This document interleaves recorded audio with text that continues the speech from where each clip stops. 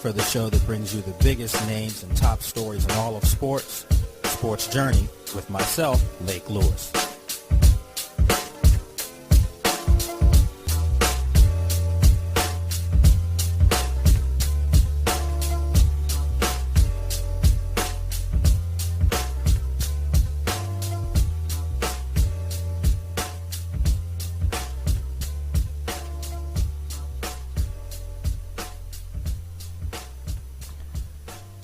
Welcome, everyone. Sports Journey with myself, Lake Lewis, right here on the Sports Journey Broadcast Network, and happy Monday to you out there. If you live here in the nation's capital, right where I sit here in Ashburn, Virginia, which is the suburbs of the nation's capitals for those of you who don't know, tonight, Washington Redskins, San Francisco 49ers, big-time football game if you are a 49ers fan. If you are a Redskins fan, might be tough sleddings tonight.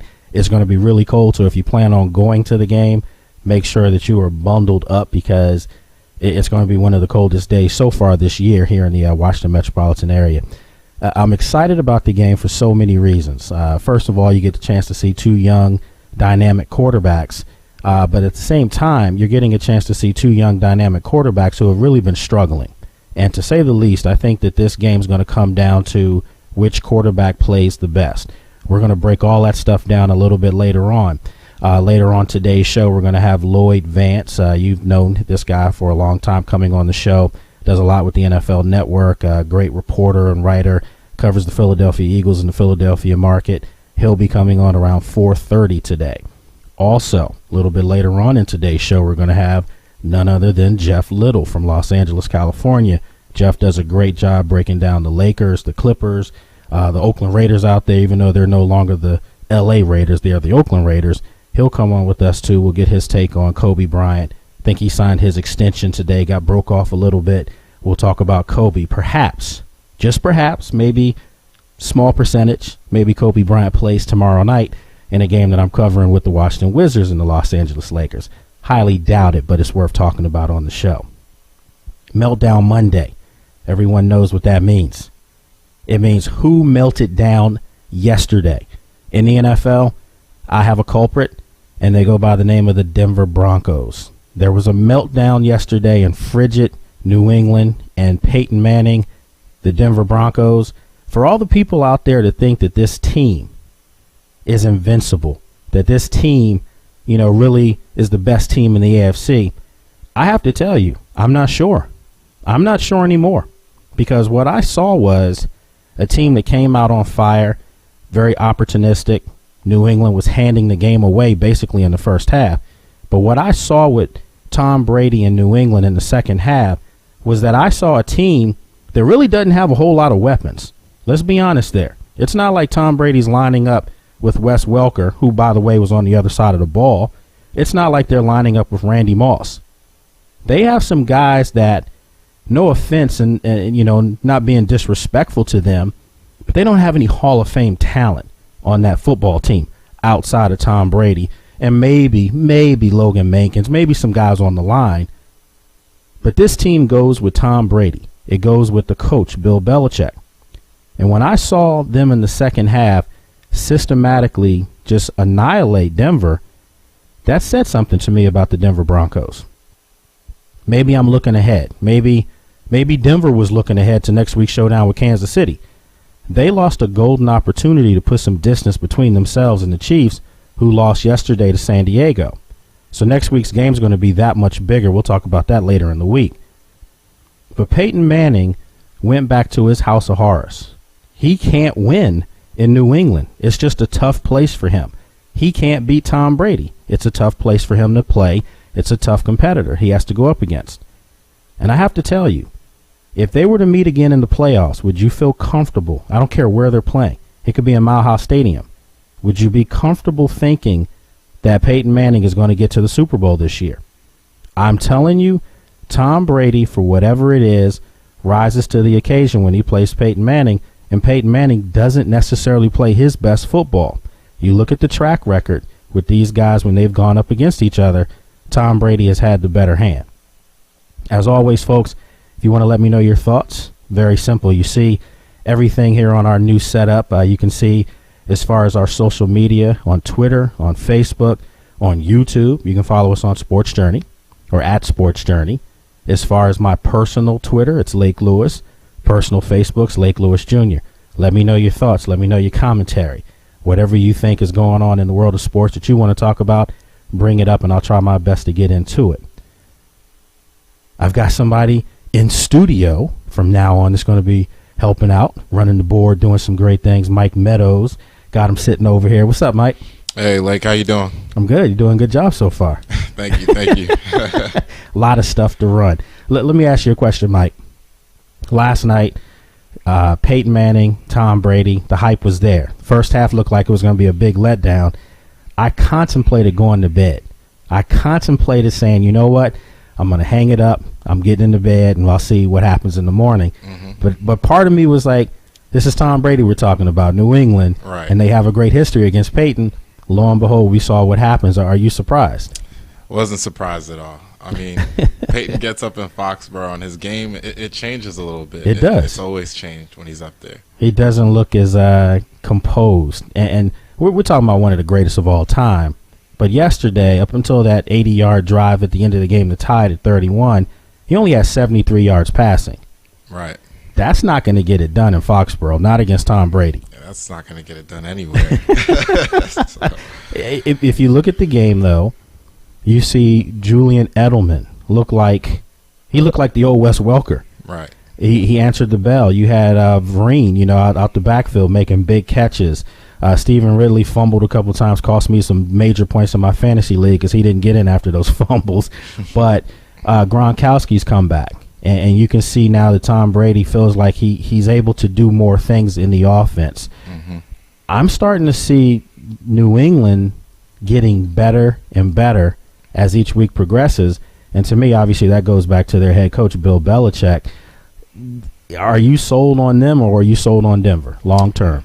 I'm sold on the Patriots long term. I mean, Denver, definitely a good team. I think they're missing some key guys on defense here and there. But, I mean, the performance that the Patriots put yesterday, being down at home and to come back, I mean, it was impressive. It was very impressive. And for them to now be right there in the thick of things, not just for, division crown, but as far as possibly getting a home game in the playoffs. Again, I've said this. If you're Peyton Manning, you do not want to have to go to Foxborough at any time in these playoffs.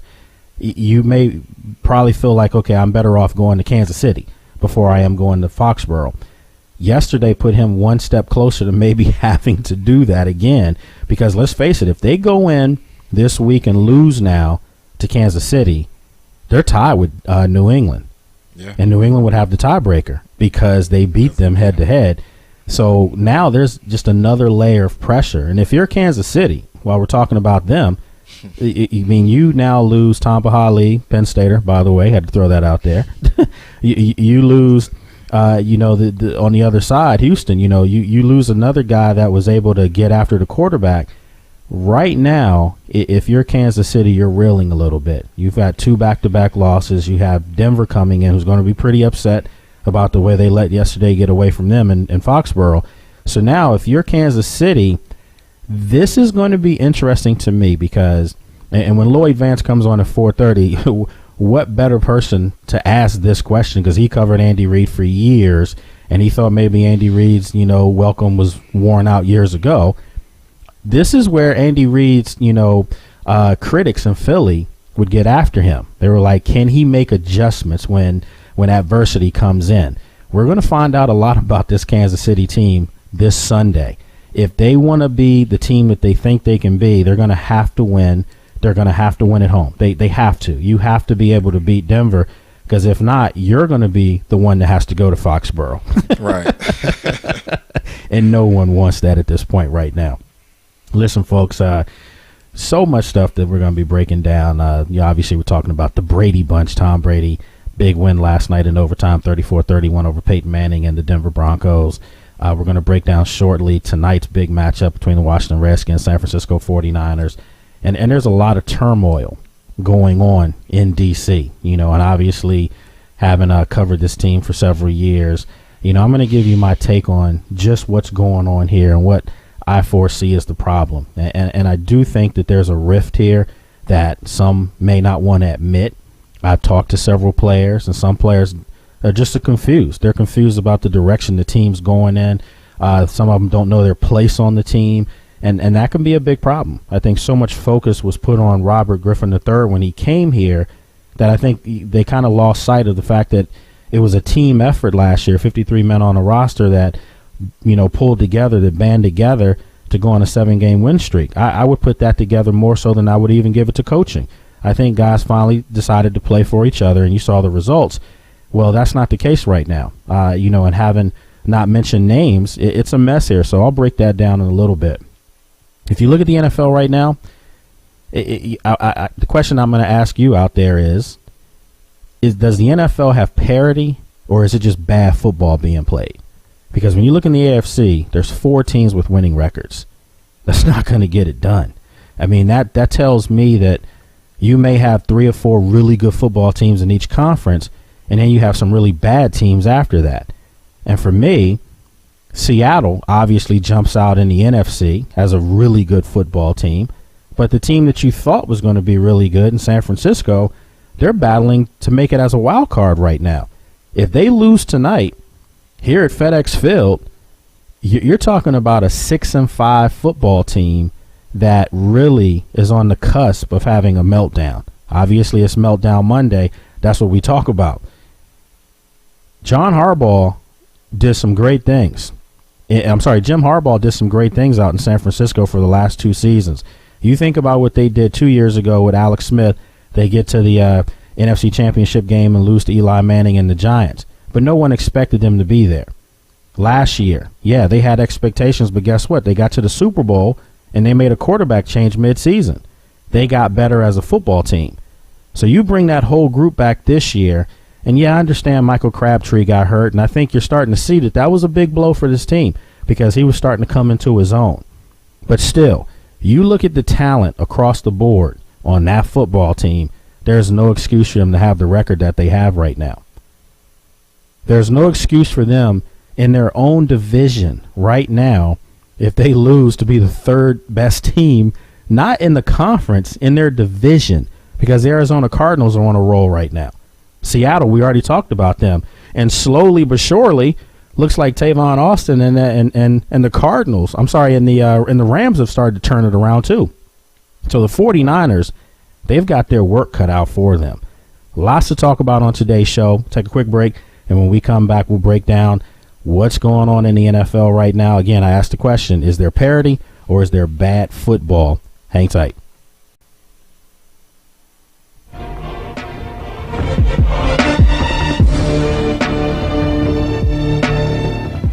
Medical emergencies. This is Life Alert. Are you okay? I've fallen and I can't get up. I'm calling for help right now. Sharon, we received a smoke signal coming from your kitchen. Get out now. We're calling the fire department. Home invasion. Emergencies away from home. I'm trying to get to my car, but it's still a ways away. I'm right here and we'll stay on the line with you and we can contact the police if necessary. And you can have this protection away from home for just $19.95 per month. If it weren't for Life Alert, I wouldn't be sitting here today. Life Alert saves a life from a catastrophe every 11 minutes. For a free Life Alert brochure, call 1-800-830-1951. That's 1-800-830-1951. Are you behind on your mortgage payments? Are you worried about home foreclosure? Does it seem like the bank has no interest in helping you save your home and there is nowhere to turn? Then the Homeowners Relief Line could be your answer. Homeowners Relief Line can help save your home.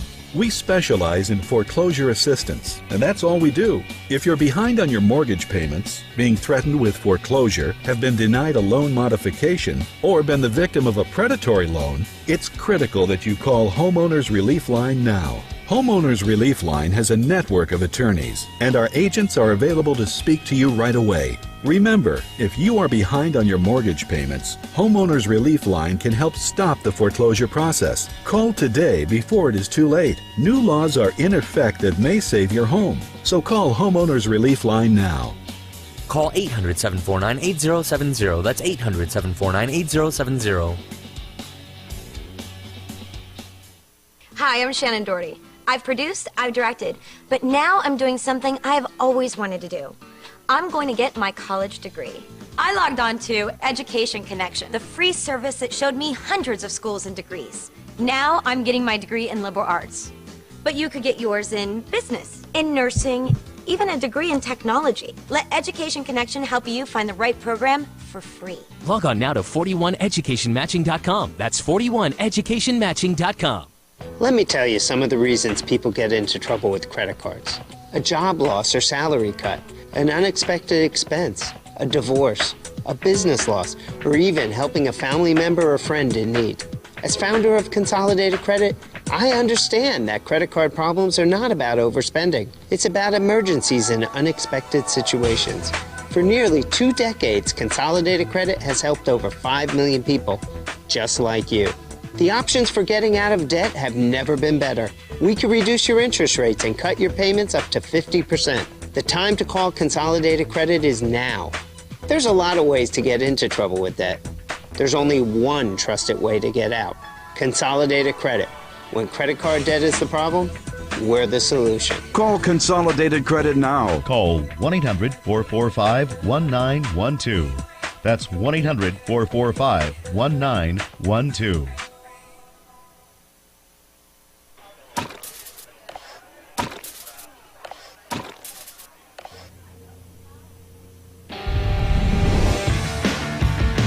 Welcome to Hooters. Right this way.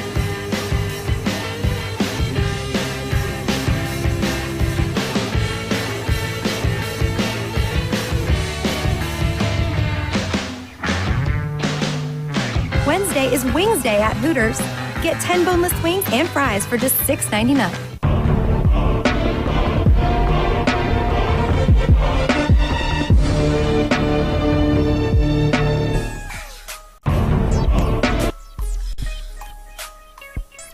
All right, folks, welcome back. Sports Journey with myself, Lake Lewis, and Mike Meadows sitting in here running some boards for us, doing some great stuff here.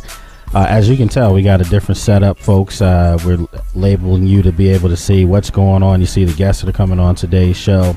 Lloyd Vance will be on in about 40 minutes from now. You can see the schedule for us, what's going on tonight in all of the world of sports, college basketball as well. Minnesota at number 8 Syracuse in the Maui Classic.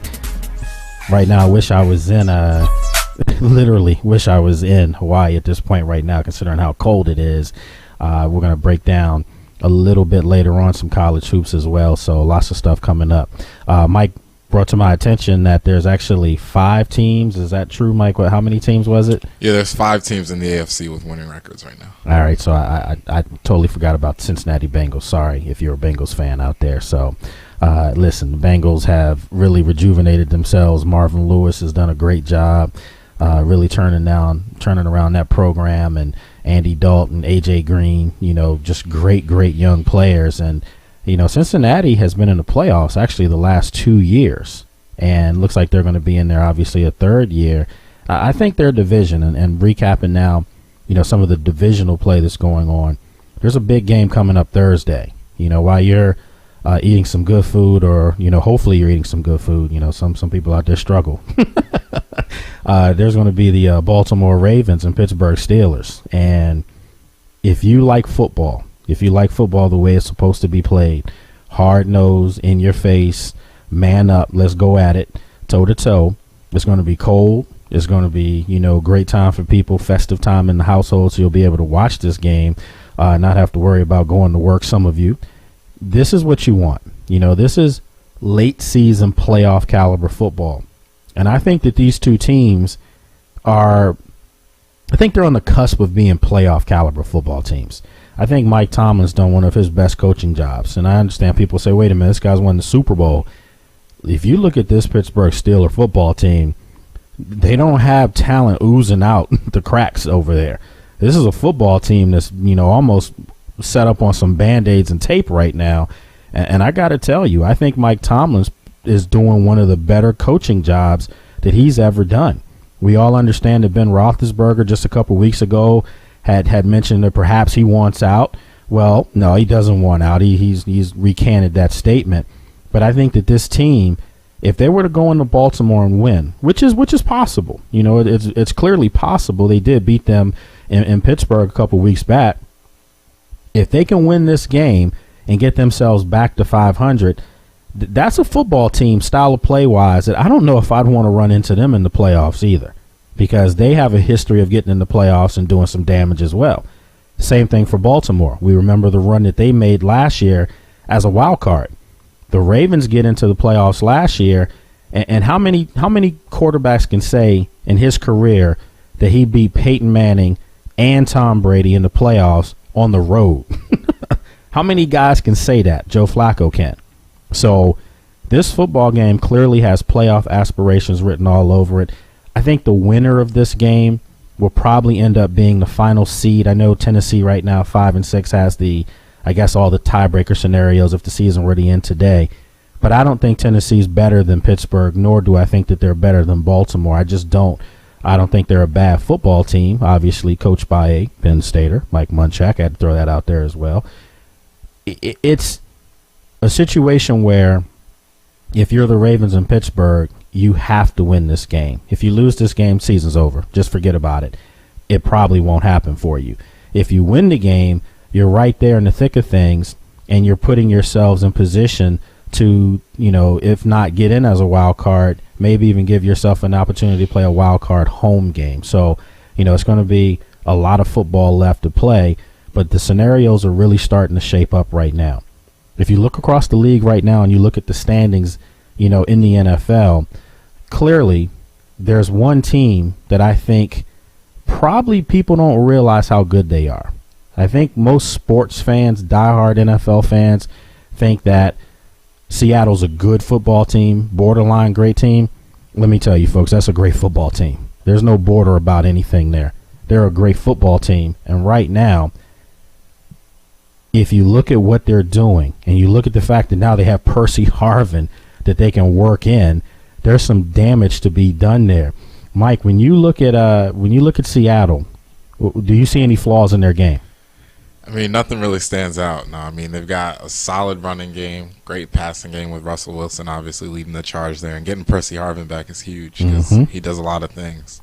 They're one of those teams that they can play whatever style of game you want to play, and to me, that's the sign of a great football team. They will get up on you defensively and press you. I mean, they will turn the game into a slugfest if that's what you want to do. Just ask San Francisco.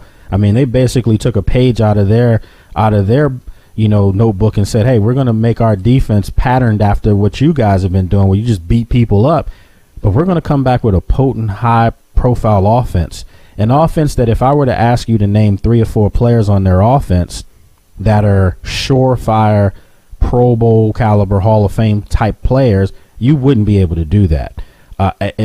Listen, say what you want about Russell Wilson. Maybe at the end of his career, he can look for that day where he could say he's a Hall of Famer. He's a very good young quarterback right now. But is Russell Wilson even a lock to make the Pro Bowl? I mean, that's what I'm saying here. They're winning games with young talent, but they're winning games as a cohesive unit.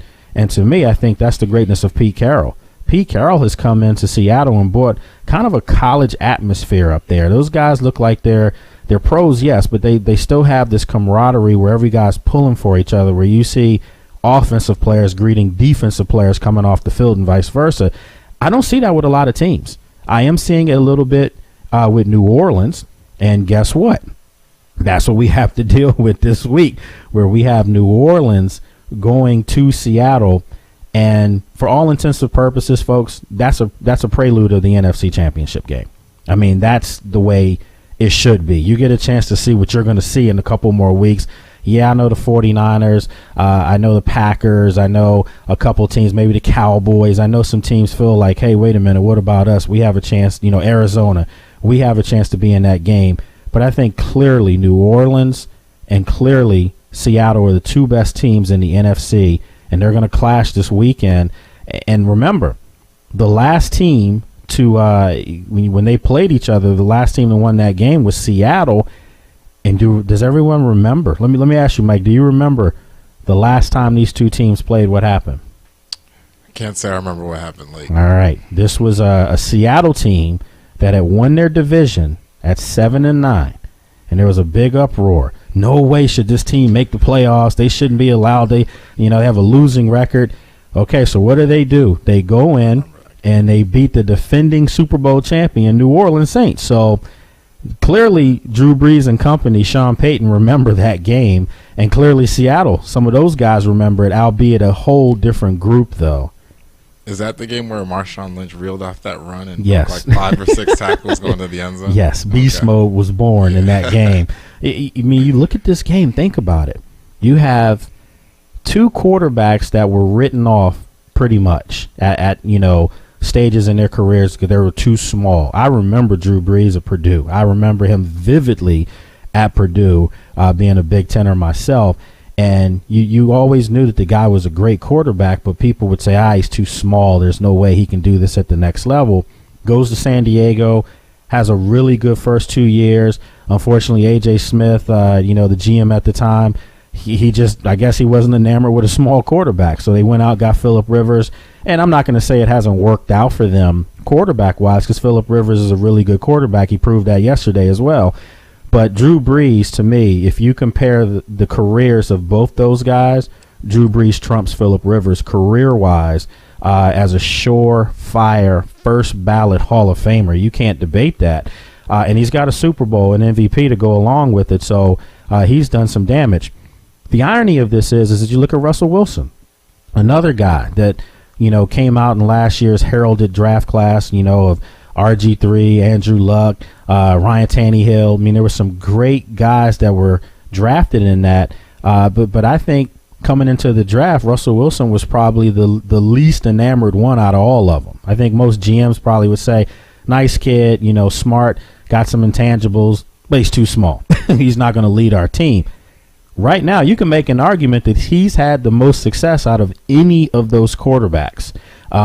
Yeah, I didn't forget about Colin Kaepernick, but Colin Kaepernick was not a rookie last year, folks. Everyone seems to remind me, you never mentioned Kaepernick. He was on the bench 2 years ago when Alex Smith took that team to the NFC Championship game. So don't forget that, folks. Yes, he was a first-year starter last year, but he was not a rookie. So if you look at these two quarterbacks, Drew Brees, Russell Wilson, 5'11", 6 feet type guys, but guys that don't make mistakes. They just don't throw the ball away. They don't have critical errors at the wrong time. And you look at Kaepernick and you look at RG3, even yesterday. I'm looking at Andrew Luck. He had a throw in the game against Arizona that was returned for a pick six that I'm thinking, what were you doing? So they have some lapses. So either it's great coaching, great play, or maybe a combination of both. And that's going to lead me, a little bit here into what's going on here in D.C., some turmoil going on in our nation's capital. It's one thing to grow up a Washington Redskins fan like I did. I'm from this area. I remember seeing this team basically competing for a playoff game every year. It was Super Bowl or bust. That was the motto. And most people really felt like this team, could get to the Super Bowl every year. When I was a kid, over a 10-year stretch, I saw this team in 3 Super Bowls and 4 NFC Championship games. I mean, that's, for a young guy like Mike, you dream of those type of scenarios.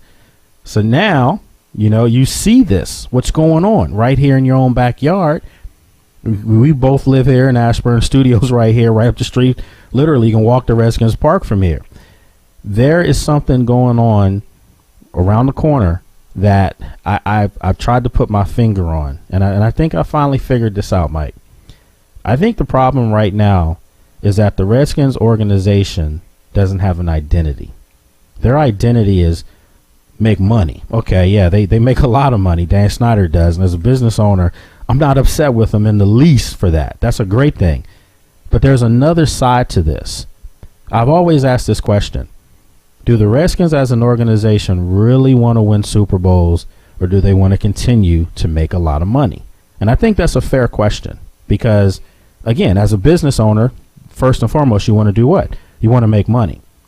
But when I see some of the things that are done here, either there's not good football people in the building or there's a lack of caring about winning.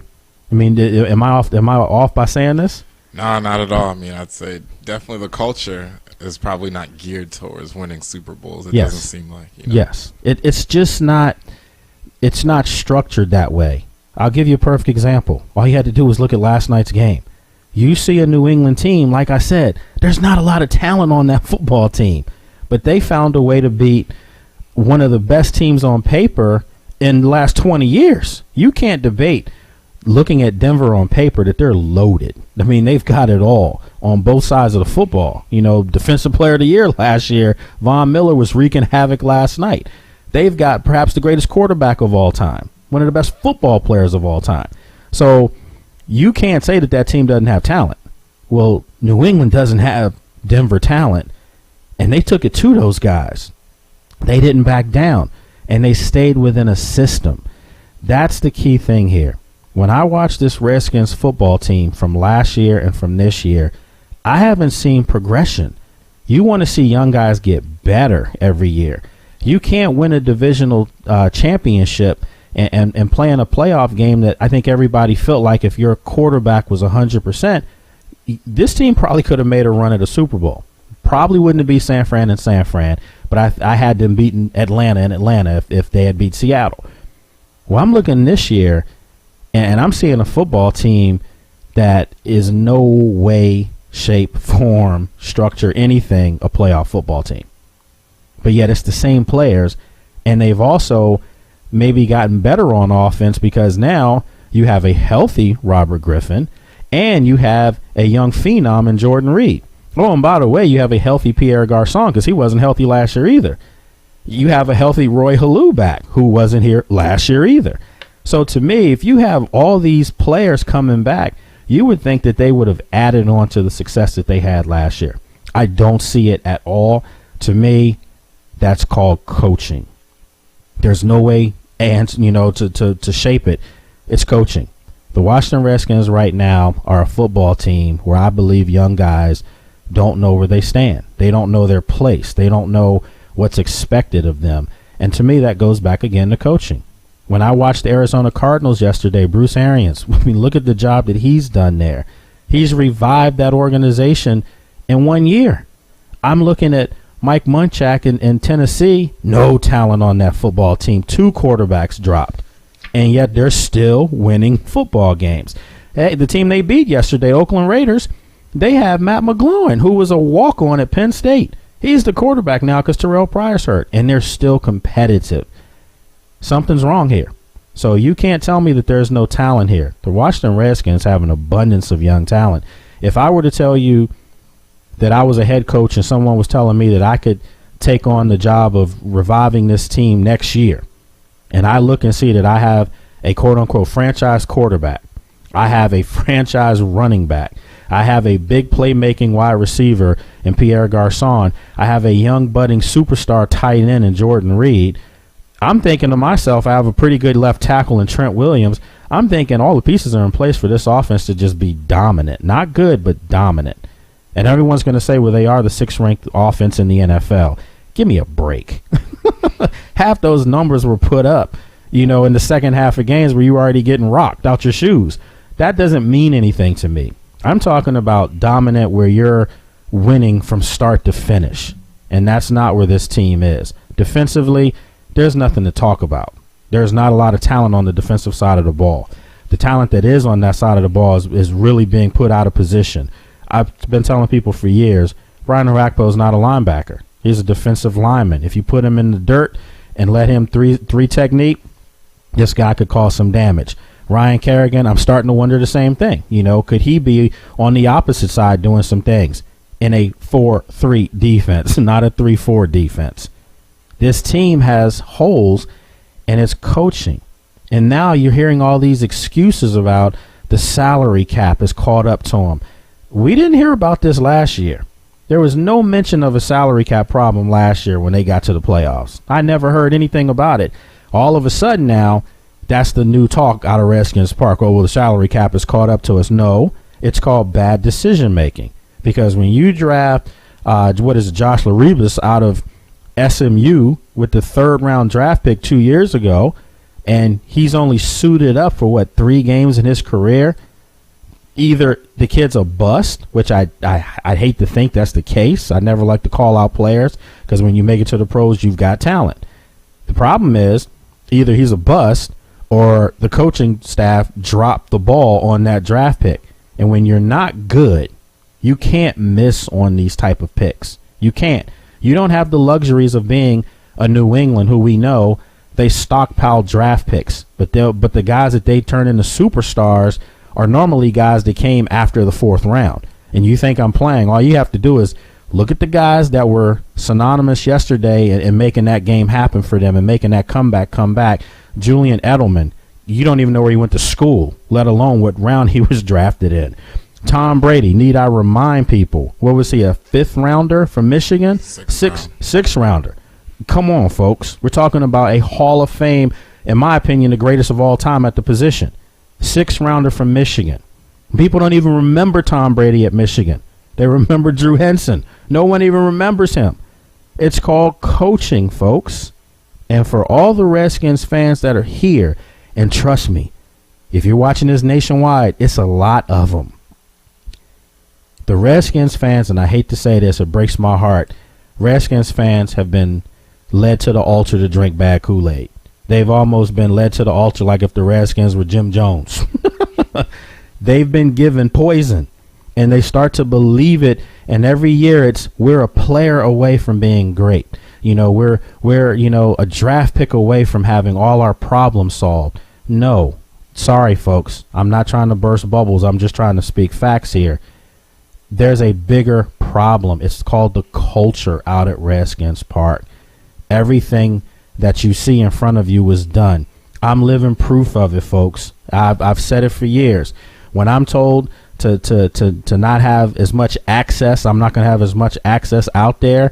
When I feel personally like this network where you watch this program is probably one of the most positive oriented networks there is. We don't slander. We don't try to make people look bad. We try to make people look good sometimes when they can't look good. So for us to have been told that we're going to have to take a step back from coverage, to me, that was a red flag right there. And yeah, am I calling guys out? Yeah, I'm calling them out right now because I think that when they drafted Robert Griffin III, they gave this guy keys to the city, and he hadn't earned anything yet. Am I saying he's not a great talent? Of course he is. But having great talent and producing is 2 different stories. You don't have to be the best player talent-wise to produce. And I see a lot of guys with less talent than him producing big time. I just mentioned one in Russell Wilson. So the question I have is, what's going on out there? Is it too much too soon? Or is it the organization, again, saw that they had a cash cow, that they had a meal ticket, that they could prop up and put on commercials nationwide everywhere, be in award shows and all this stuff, and obviously that's making money. But is it winning football games? And the answer is a resounding no, because if they were winning games, I wouldn't be talking to you about it right now. We'll take a quick break, and when we come back, we'll wrap up our NFL segment. Coming up in about 25 minutes, we're going to have Lloyd Vance joining us from Philly. Hang tight. Sports Journey with myself, Lake Lewis.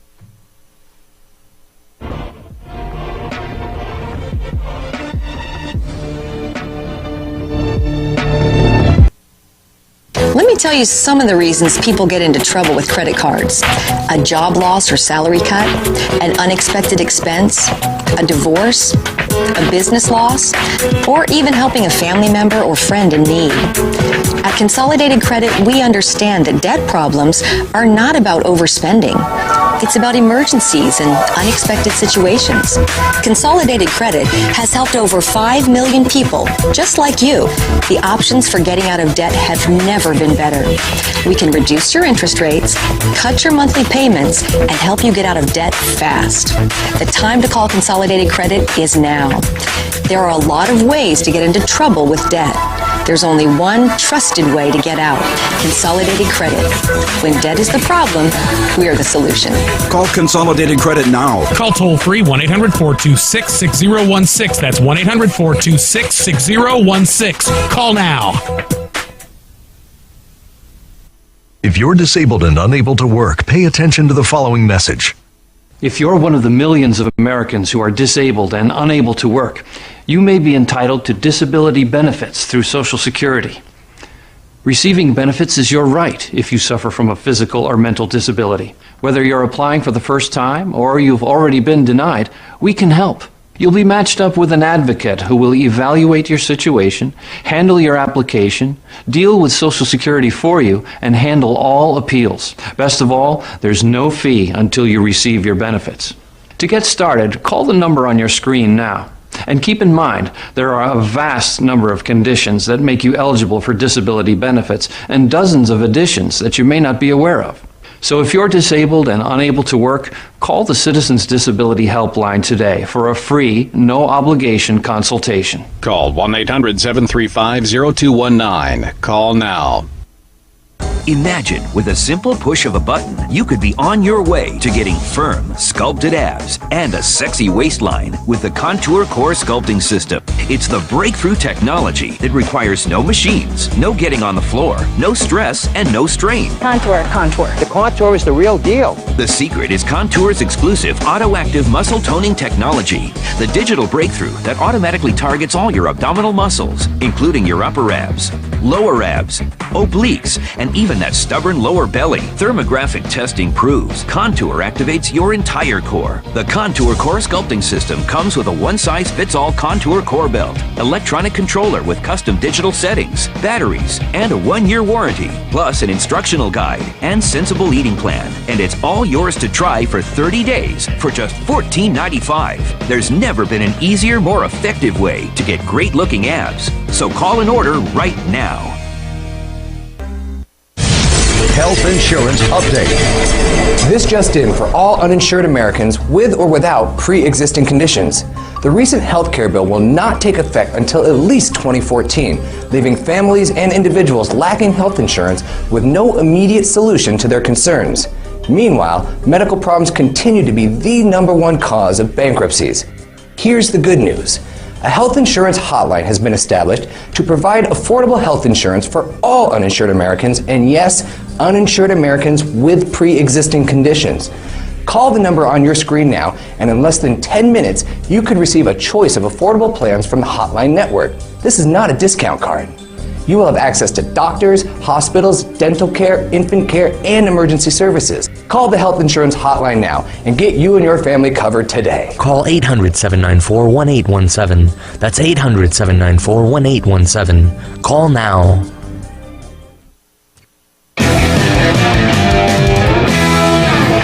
That's a good pour. Frosty glass, perfect amount of foam. Thanks, Coach. How's your Bloody Mary? Spicy. Wings? Always fresh, never frozen. All right. Who's the primary on Spider 2Z Snag? It's the fullback out of the backfield. If he gets jammed, I'm heading the flanker on a curl route. You're good. I know. Huddle up at Hooters. Why would you go anywhere else, man?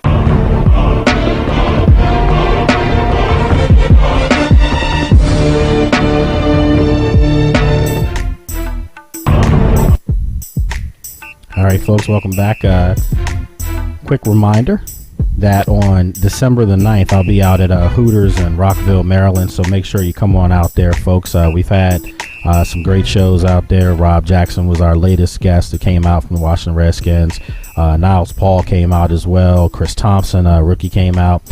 So I think we have a great guest lined up for you coming up on the 9th. You have to go to the website over the next couple of days to find out who that person is. But nevertheless, come on out, show your support. We have a great time, and obviously these shows are for you as fans, so we let you get involved with that. So remember, December 9th, 7 to 9 p.m. from Hooters in Rockville, Maryland, on 355, if I'm not mistaken. So make sure you come on out. Lloyd Vance will be coming up shortly, around 4:30. We'll have him live from Philadelphia, Pennsylvania, and when he comes on, Lloyd, one of the best in the business, folks, writes some great articles, does some great work, NFL Network. So when he comes on, we'll get his take on the pretenders, as far as some contenders, who's the teams that right now are the teams that you really feel like have an opportunity to run far as far as the playoffs are concerned. And like I said, right now in the NFL, either the NFL has some bad football being played right now, or they have parity. And I think that a lot of fans out there really feel like parity is good for the game. I don't know about that. I'm a little old school. You know, I kind of like when you have to slay the giant. You know, I kind of like Goliath out there on the court. You know, when you're talking about the NBA, isn't it great to see who can knock Miami off their perch? You know, who can beat them? You're talking college football. Obviously, we're going to talk about all these things a little bit later. But if you're talking college football, isn't it great to see? Can Florida State? Can Ohio State? You know, is there a team out there that possibly can beat Alabama and keep them from three-peating as well? That, to me, I think that makes great irony as far as, you know, the next up-and-coming great coach, the next up-and-coming great team or program. So for me, I'm old school. I want to see that. So when Lloyd comes on, we'll break all that stuff down. And I'm sure he's going to have thoughts on Andy Reid in Philadelphia. Trust me, from his days there. Now Andy Reid in Kansas City, and we'll find out, can they rebound from 2 back-to-back losses and have some major injuries as well. So we'll talk about that, folks. You can save 20% on one item, 25% on 2 items, or 30% on 3 items at Fathead.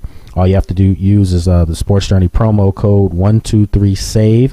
And you get those percentages. Also, Fathead has the new Boston Red Sox 2013 World Champion logo for your wall. So Fathead doing some great stuff with us here at Sports Journey. So remember, go to fathead.com, or you can go to Fathead right on sportsjourney.com. Mike, let's get into some chatter as far as the divisions right now. Clearly, in the NFC, Seattle, New Orleans jump out, you know, but then after that, it to me, it gets a little muddled. I think if Aaron Rodgers wasn't injured, I think you may have seen some separation from Green Bay, because clearly right now Detroit doesn't want it. I think they're proving that.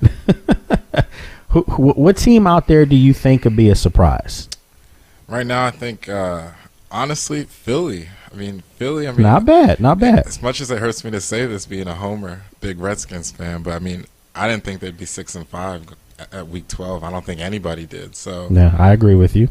What about Dallas though? Because they had a big win yesterday. I mean, Tony Romo, people kill the guy, but Tony Romo's still a good quarterback. I mean, is he elite? No, but is he good? Yeah, I think he's right in that next cusp of quarterbacks.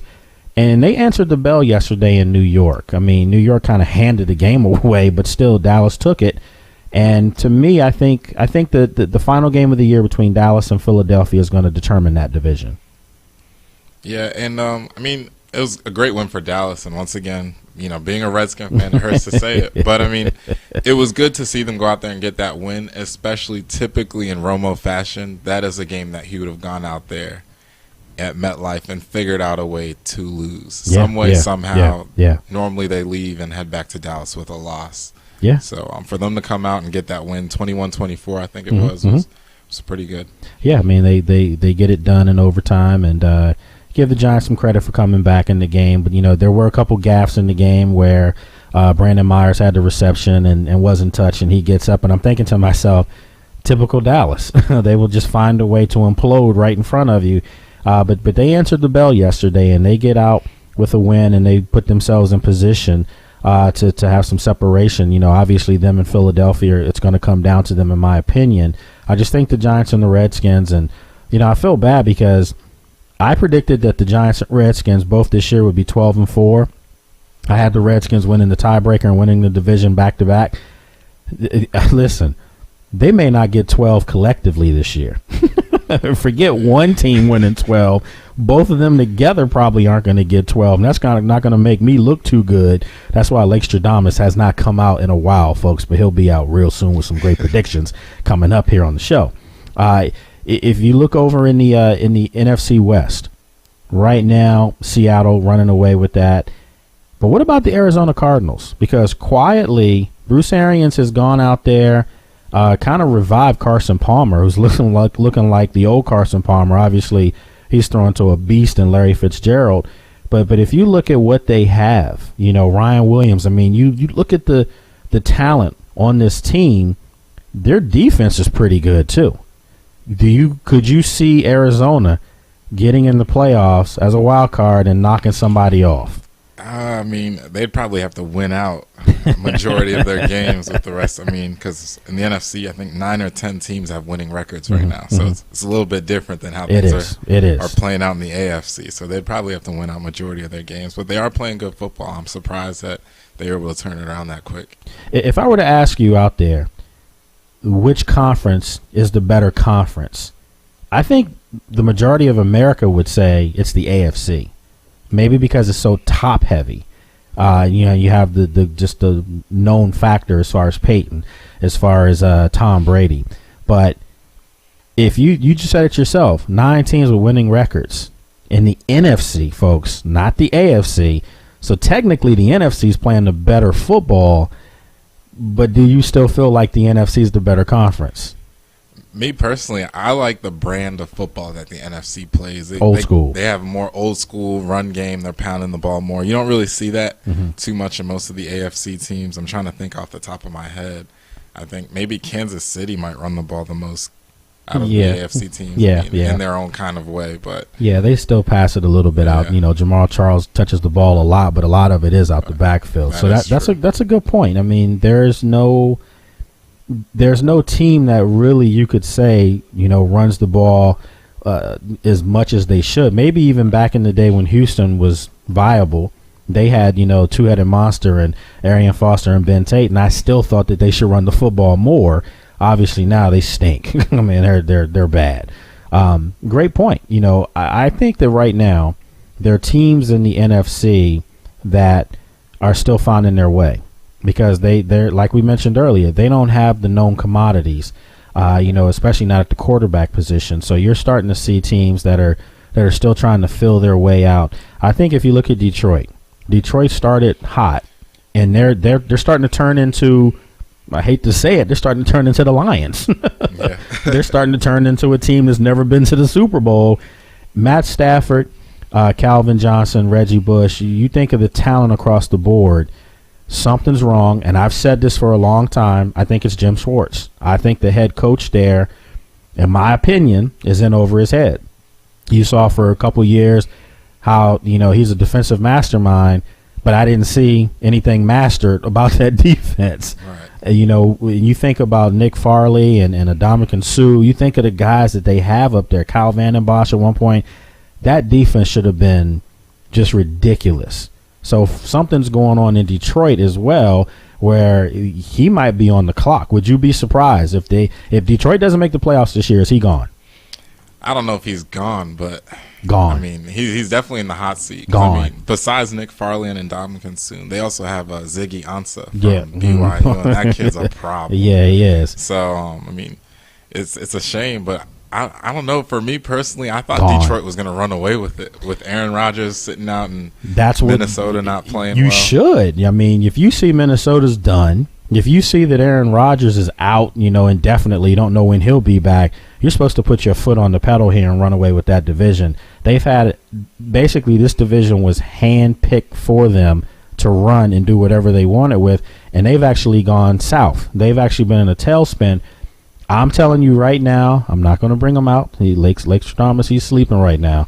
But I've got a prediction, and that prediction is Jim Schwartz will be fired at the end of this year if they do not make the playoffs. There's just no way with that kind of talent. You're talking about a quarterback that for 2 years in a row has thrown for over 5,000 yards. You can make an argument. I'm not talking about Peyton. I'm not talking about, Tom Brady. I'm not talking about Russell Wilson. I don't care who you name. You can make a distinct argument that the best talent in the NFL plays for the Detroit Lions and Calvin Johnson. Yeah, definitely. Megatron is, So you understand what I'm saying? You perhaps have the greatest player in the game, and you have a quarterback that's thrown for 5,000 yards 2 years in a row, and you add in another weapon in Reggie Bush, who this offense you would think would be tailor-made for him. Right. They're going to probably say injuries have caught up. No. I mean, listen, every great team has to deal with injuries at some point. You still have to win football games, though. And I'm telling you right now, I think Jim Schwartz is on his way out. Yeah, I mean, I agree.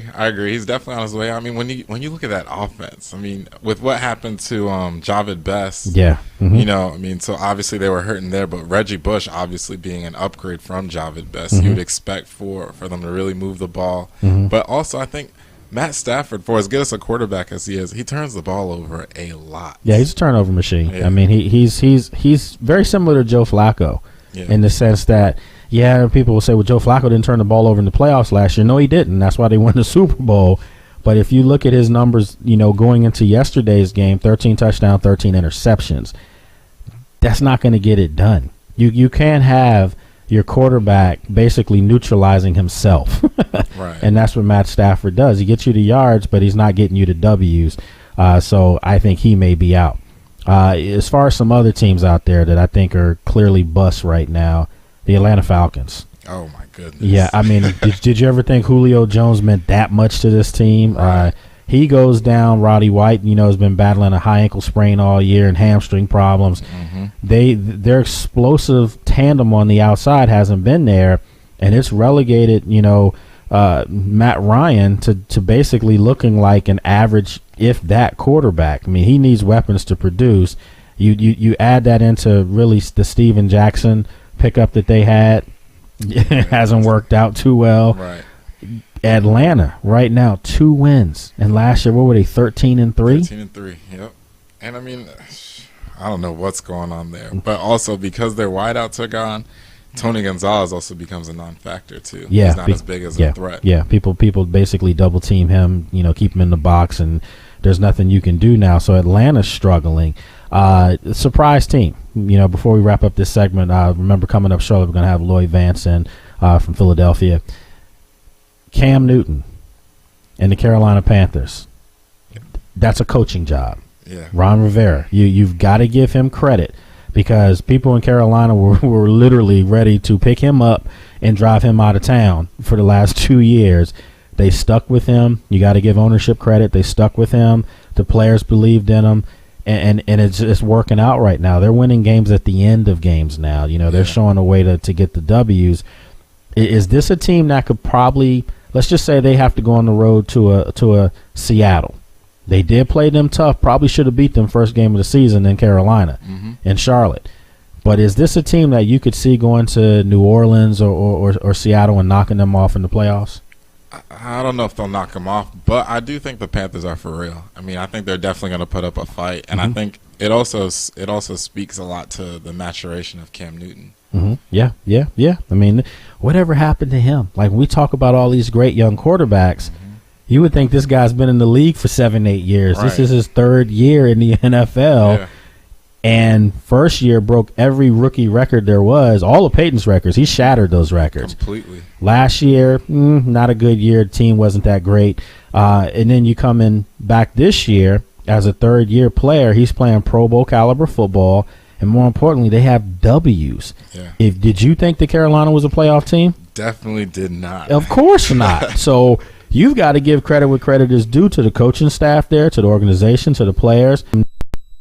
Newton has really put himself in a position to be that guy. So, look, we're going to take a quick break, and when we come back, we'll have Lloyd Vance. Lloyd does a great job, a contributor for NFL Network, writer, reporter for Philadelphia Eagles. We'll have him come on here and break down what's going on in the NFL. Meltdown Mondays, folks. Hang tight.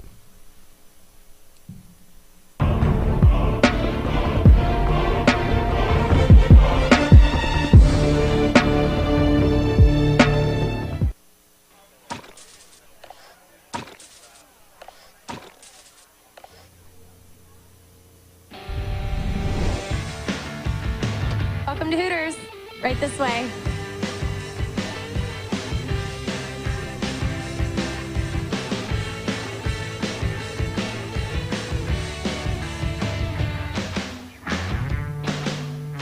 Wednesday is Wings Day at Hooters. Get 10 boneless wings and fries for just $6.99.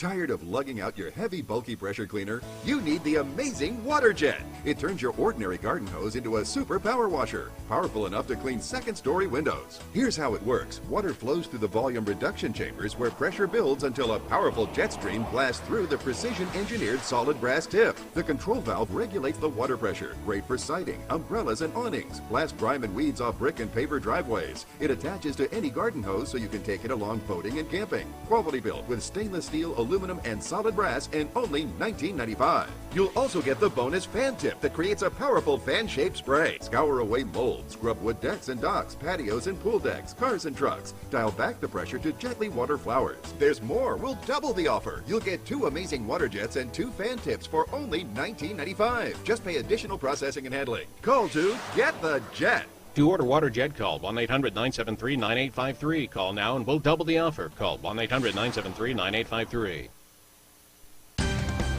NCAA women's basketball. All day, every day, our game. Filling it up, knocking them down, and bringing it home. It's basketball at its purest.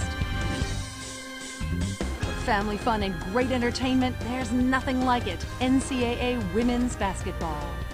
All day, every day, our game. Dear Bowflex, I dropped 8 dress sizes, 36 pounds, and all I had to do was walk. This is the Bowflex Tread Climber machine, the easiest way to walk and burn up to twice the calories in less time. By combining the motion of a treadmill, a stepper, and an elliptical, you get the calorie-burning benefits of all 3 workouts at once.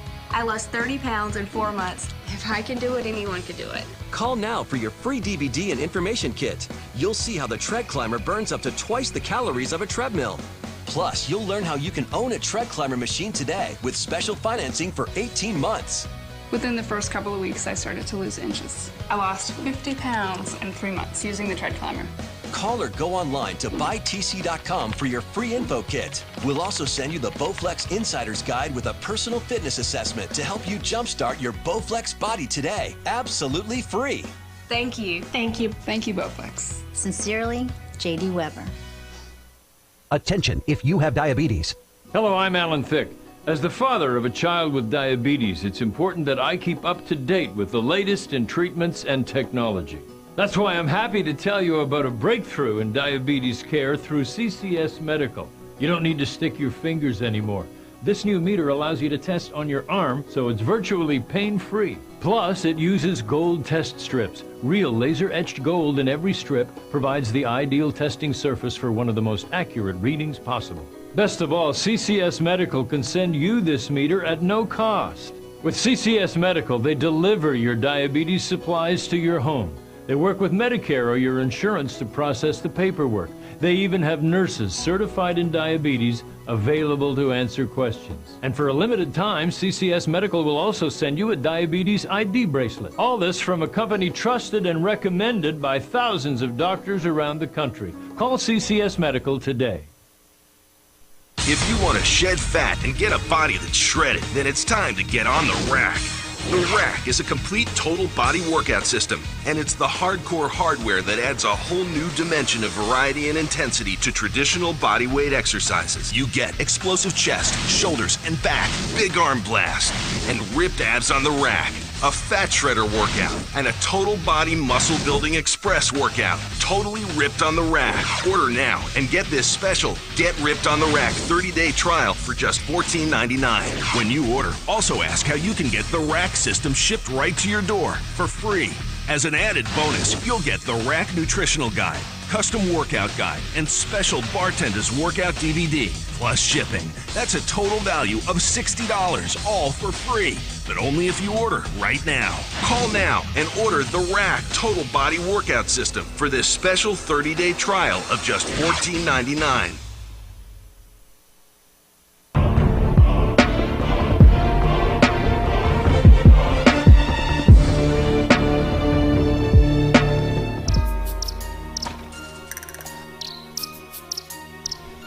All right, folks, welcome back. Sports Journey with myself, Lake Lewis, new producer slash board op in here, Mike Meadows doing a great job with us. And right now we're going to bring in Lloyd Vance, a guy that really needs no introduction here on the show.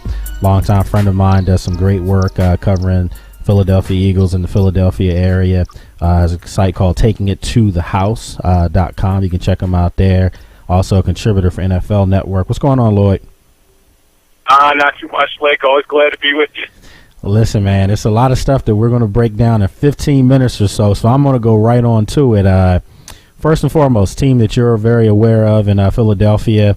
I'm sure the love fest has gotten out of hand up in Philadelphia as far as what Chip Kelly's done with this team, and Nick Foles right now is probably the Prince of Philadelphia.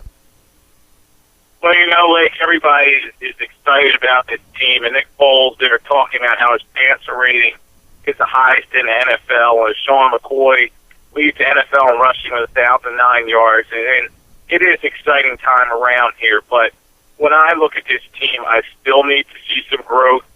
In particularly, they have not played anybody of note. They have not beat a team with a winning record yet this season. You saw what happened against the Broncos when they played them. So this week, huge game. Arizona Cardinals come to Philadelphia, and we're going to see if Nick Foles and the Eagles can get it done. Yeah, I mean, he's played well right now, and I think he's, given the town hope that perhaps maybe Chip Kelly has found his quarterback. I know you and I both had talked about maybe Marcus Mariota coming out of Oregon and maybe Chip Kelly really trying to make a run to get this guy. Do you still feel like he would do that, or do you feel like Nick Foles has possibly played himself into coming into next year as a starting quarterback? Well, I think in these last 5 games or so, we're going to get the answer about Nick Foles. He's under contract next season, so actually he is coming back, and I think that Chip Kelly's going to take a wait-and-see approach. Mariota, as we know, is his guy. The draft situation is very fluid. We're not even sure if Mariota or any of these other young quarterbacks are going to enter the draft, but say he does. The Eagles right now, quite frankly, are winning too many games to probably pick some of these high-ranking quarterbacks. So, right now, Foles is the guy for now, but I think next year there will be competition for him. If you look at this division, obviously tonight Redskins have a tough one against San Francisco. The Giants and Cowboys played yesterday in a game that was a blunder bowl of sorts, and the Cowboys came out victorious in that game. I do give Tony Romo credit because he did, seize the moment at the end of the game in overtime, took them down the field, they win it, or before it goes to overtime and they win it. Do you see Philly and Dallas kind of separating themselves now in this division? Well, that was a huge game for this division, and if the Giants are able to pull it out and get another consecutive win, they would have been right in the mix. But with Dallas winning that game, 6-5, 4-0 in the division, they have almost every tiebreaker manageable. These two teams, as you just said, are kind of separating themselves. I know everybody in Washington wants to think maybe they could make a run like last year, but I just don't see that coming. No. Right now, 3-7, and this is maybe a finishing out a string situation. So it is the Eagles, it is the Cowboys, and it may come down to Week 17 in Dallas where these two teams play each other. But right now, when I look at Dallas' schedule, they have Oakland on Thanksgiving, which Tony Romo I don't think's lost on Thanksgiving. They're at Chicago, who's kind of reeling. Green Bay, we're not sure about Aaron Rodgers that game, at Washington, and then this Philly game. So, the schedule may work out for the Cowboys, but you got to take it week by week because, let's face it, this division is not the cream of the NFL anymore. Folks, talking with NFL writer and NFL Network contributor Lloyd Vance. He's live in Philadelphia here on our Sports Journey line. Lloyd, when you look at the Washington Redskins here, real quick, there's a lot of turmoil. Seems like every year you and me are on this show talking about what in the heck's going on. You know the history of Mike Shanahan, and you know how strong his personality is. Is this a situation going on here where you have a young quarterback that really hasn't done diddly, that was given the keys to the city too soon, and he's going up against an old school coach?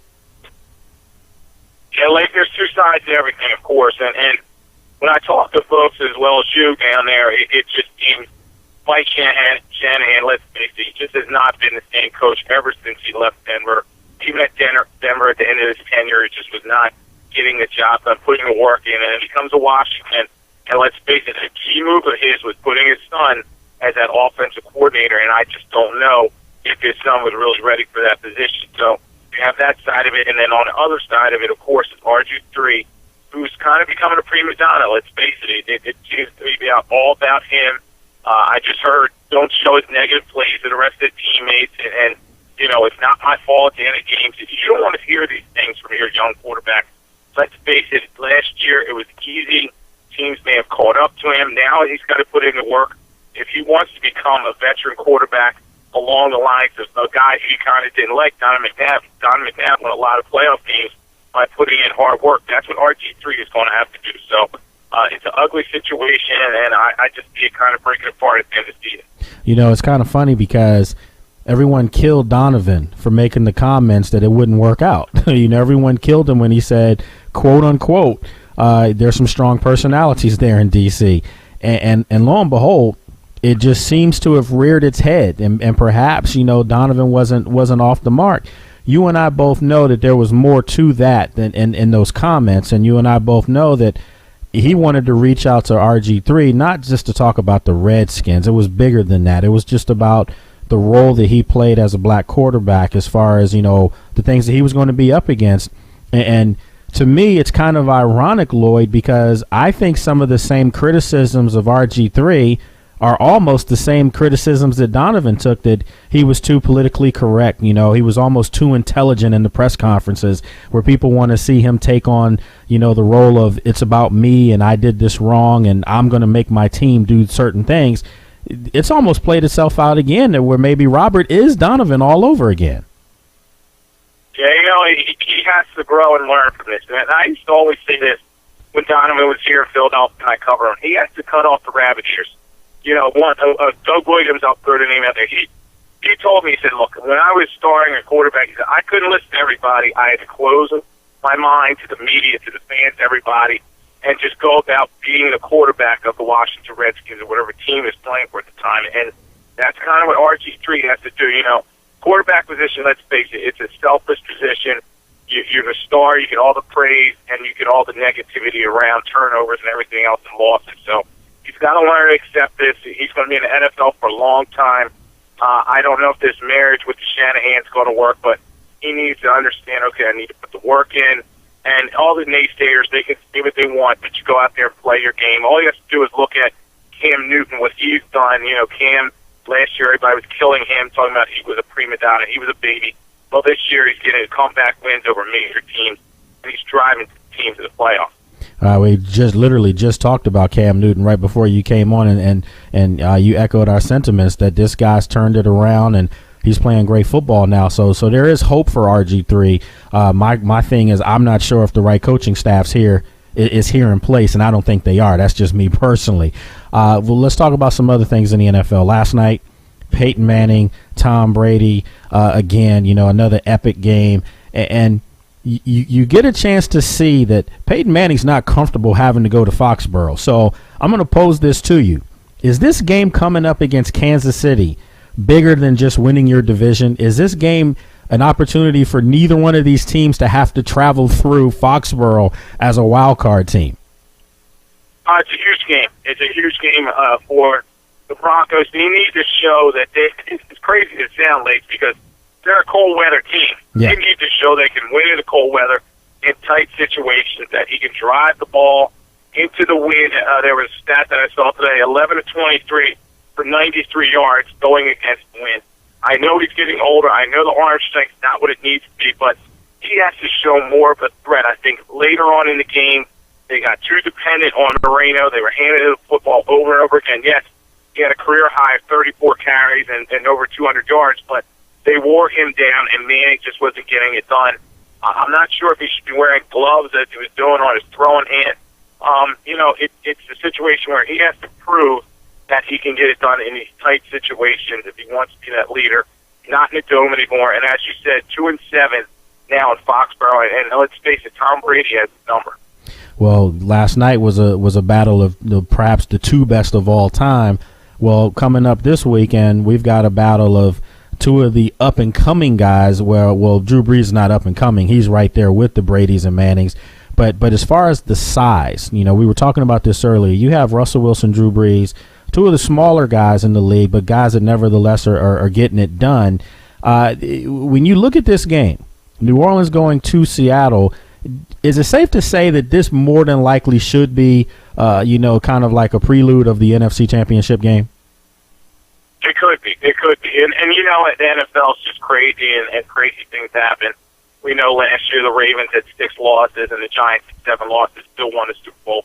So a lot of football to be played, but this is a grudge match. Don't forget a couple of years ago, the Saints go up there as a heavy favorite, defending Super Bowl champions, lose to a 7-9 team, and they want to prove that they can win on the road in probably the toughest place to play in the National Football League. It is a great matchup of quarterbacks. I really like what these two guys do in terms of moving around hockey and leading their team. They're able to drive and rally to play around. So it's a fun game Monday Night Football. I think they might have been looking ahead a little bit because they kind of struggled on Thursday night with the Falcons. Lloyd, I'm gonna put you on the spot here a little bit because this is the subject from time to time. You see Drew Brees, you see Russell Wilson, Johnny Manziel out there. He more likely will be leaving Texas A&M, and he's a smaller quarterback. He's a guy obviously won the Heisman, had a lot of hype, some off-field things happen this offseason. But when you watch Drew Brees and Russell Wilson, do they give Johnny Manziel hope that he too can come into the NFL and he brings a whole other dimension to the game as well? Do they give a smaller guy like him hope that he can play the position at a high level? Oh, definitely. And it's going to help change the mind of some of these scouts, and that's who they got to change. These scouts immediately look at all the medicals when it comes to quarterback. Oh, he doesn't have the big time arm. He can't do this. He can't do that. They're just picking when it comes to the draft. So when I see Manziel, he's winning a lot of games in SEC, the toughest conference in football and college.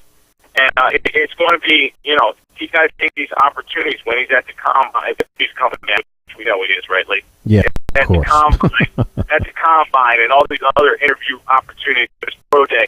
He's got to shine for these guys, show them that size really doesn't matter in terms of him. I know people talk about does he have the right character? Is he ready for the NFL? The NFL just tweeted it's hard work. A lot of these college quarterbacks, it's just so easy in college playing with the best athletes, running around making exciting plays. But what you have to do is work in the NFL. And when you look at Russell Wilson, people say, how did he fall to the third round? Because he had all the ability in the world and he just wasn't that tall.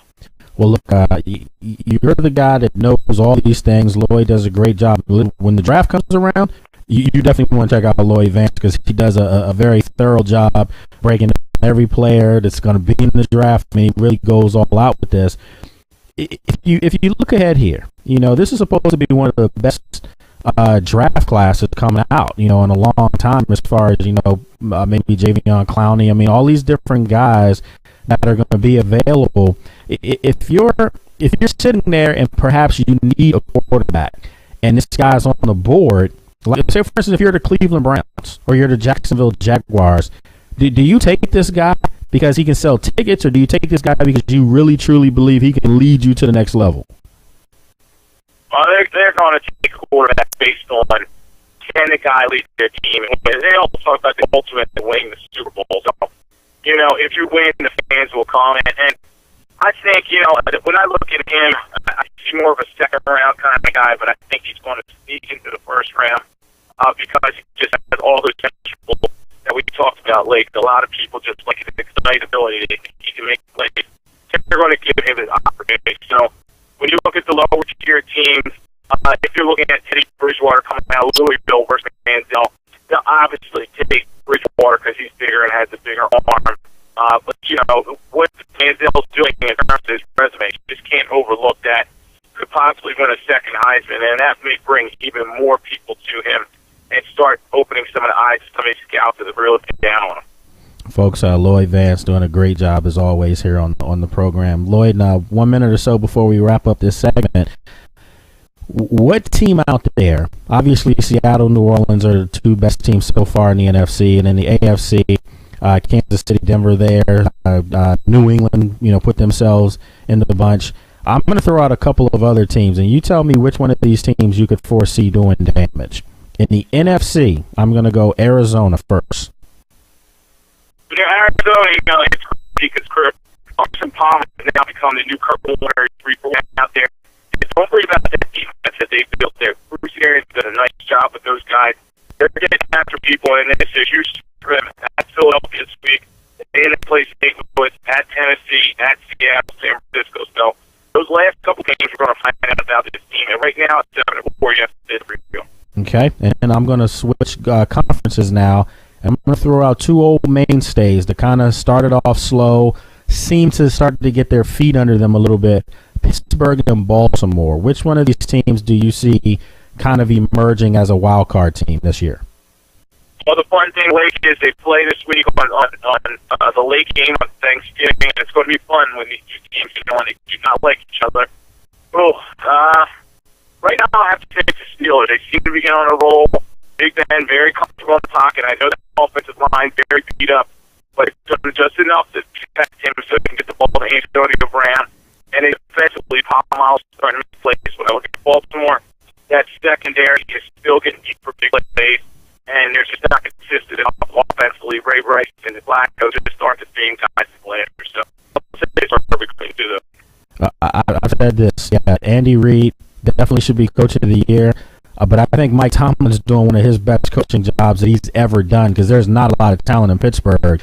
They're stuck together with duct tape and clay, and they're still yet again right now with an opportunity to make the playoffs. I think Mike Tomlin, you have to tip your hat to the coaching job that he's doing right now. He's doing it. They were 0-4. He closed ranks in the locker room, told them to get the Xbox and everything else out of there, concentrate on football. And that's what this team has got back to do. They won 5 of their last 7 games, and they just seem to be building a momentum towards a run. So they know how to do it the Steeler way. And as I said, at Baltimore, got Miami, Cincinnati, at Green Bay, and in Cleveland. So, when you look at that schedule, they have a very good opportunity to get to Kansas City. Well, I left the best for last here, and I know we're running a little late here, but I got to get this out there. You covered Andy Reid for years in Philadelphia, and now you see some adversity hit the Kansas City Chiefs. 2 losses in a row, Tom Brady, Justin Houston out. You're going to find out a lot about this makeup and how well they handle adversity. Are you interested to see how Andy Reid does with this? Because let's face it, Lloyd, you and a lot of the media up in Philadelphia felt like maybe Andy Reid's welcome was worn out a couple years, earlier than when it was when they let him go. Are you interested to see how Kansas City does right now? I am thinking, and I'm already starting to hear he's starting to do. I got to do a better job at press conferences. But he's starting with his old excuses and starting to close people out. I thought he was so nice and happy earlier in the year when they were winning all the games. When I look at his team, they're flawed, and it starts with the quarterback with his shots. His teams do not respect him in terms of getting the football downfield and not throwing broken 300 yards this year. Loading the box against Jamal Charles, and then the receivers, there's just really nobody making plays. Defensively doing a nice job for the last 2 weeks. Teams have scored over 17 on them. And Andy Reid, as I always said, he's not the adjustments king. His playbook is his playbook at halftime. He doesn't change. And he's starting to show a lot of his old tendencies there in KC. So this game coming up where Denver's coming in is going to say a lot about their season. All right, folks. So there you have it from Lloyd Vance. I mean, that's solid stuff, man. That's why I brought you on, because I knew you could break down the whole situation in Kansas City and the rest of the NFL. As always, Lloyd, it's been my honor to have you on, and I'll be in touch. Tell the family I said happy Thanksgiving, and I'll talk to you soon.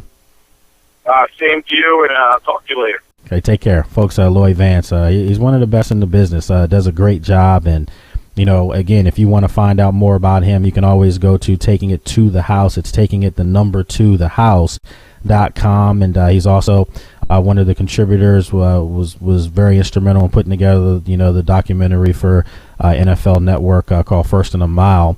That is Lloyd Vance, good friend of mine. So we'll take a break, and when we come back, more right here, Sports Journey with myself, Lake Lewis.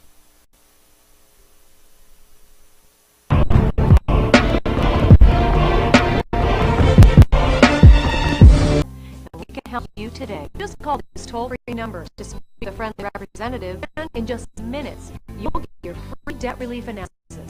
See your situation, Care One has an option for you. We are there to help, and we do that in a way that's empathetic and supportive without judging your financial situation. The credit card companies, I feel, are trying to keep you in debt and trying to keep so you owe them money forever. And heroin is a good way to get you out of that and get you out of it fast. Big burdens lifted off of my shoulders. Heroin, through your life, I can call one. They will help you. Get debt relief from a company you can trust. Just call the toll-free number today. Health insurance update. This just in for all uninsured Americans with or without pre-existing conditions. The recent health care bill will not take effect until at least 2014, leaving families and individuals lacking health insurance with no immediate solution to their concerns. Meanwhile, medical problems continue to be the #1 cause of bankruptcies. Here's the good news. A health insurance hotline has been established to provide affordable health insurance for all uninsured Americans, and yes, uninsured Americans with pre-existing conditions. Call the number on your screen now, and in less than 10 minutes, you could receive a choice of affordable plans from the Hotline Network. This is not a discount card. You'll have access to doctors, hospitals, dental care, infant care, and emergency services. Call the health insurance hotline now and get you and your family covered today. Call 800-794-1817. That's 800-794-1817. Call now. Hi, I'm Shannon Doherty. I've played the girl next door and the girl not so next door. I've produced, I've directed, but now I'm doing something I've always wanted to do for me. I'm on my way to getting my college degree. I logged on to Education Connection, the free service that shows me hundreds of schools and degrees so I could pick the right one. Now I'm actually getting my degree in liberal arts online. But you could get yours in business, in culinary arts, in nursing, in criminal justice, even a degree in technology. From my schedule, Education Connection showed me online has the most flexibility. I can study on the set, while traveling, anywhere, anytime. So do something smart for your future. Let Education Connection help you find the right program for free. Log on now and get Education Connection's free success kit, stuffed with information about online degrees, schools, and scholarship advice. Log on now to 41educationmatching.com. In 1990, in Severn, Maryland, the daughter of a clergyman was discovered by a music industry insider while pumping gas at a service station. The odds of her getting signed and spending 11 weeks at #1 on the U.S. singles charts? 1 in 19 million. The odds of this former church choir singer going on to sell 40 million records? 1 in 15 million. The odds of the same woman winning 6 Grammy Awards and starring in 2 Broadway plays? 1 in 75 million. The odds of this musician and performer having a child diagnosed with autism? 1 in 110. I'm Tony Braxton, and I encourage you to learn the signs of autism at autismspeaks.org. Early diagnosis can make a lifetime of difference.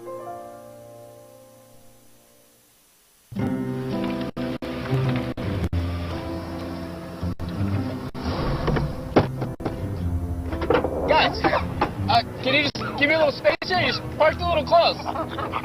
Guys, come on, guys. I got a meeting. Never mind. Stuck between a bad job and a hard place? Ron, did you notice maybe you clipped me a little bit there? CareerBuilder.com. Start building. Ron!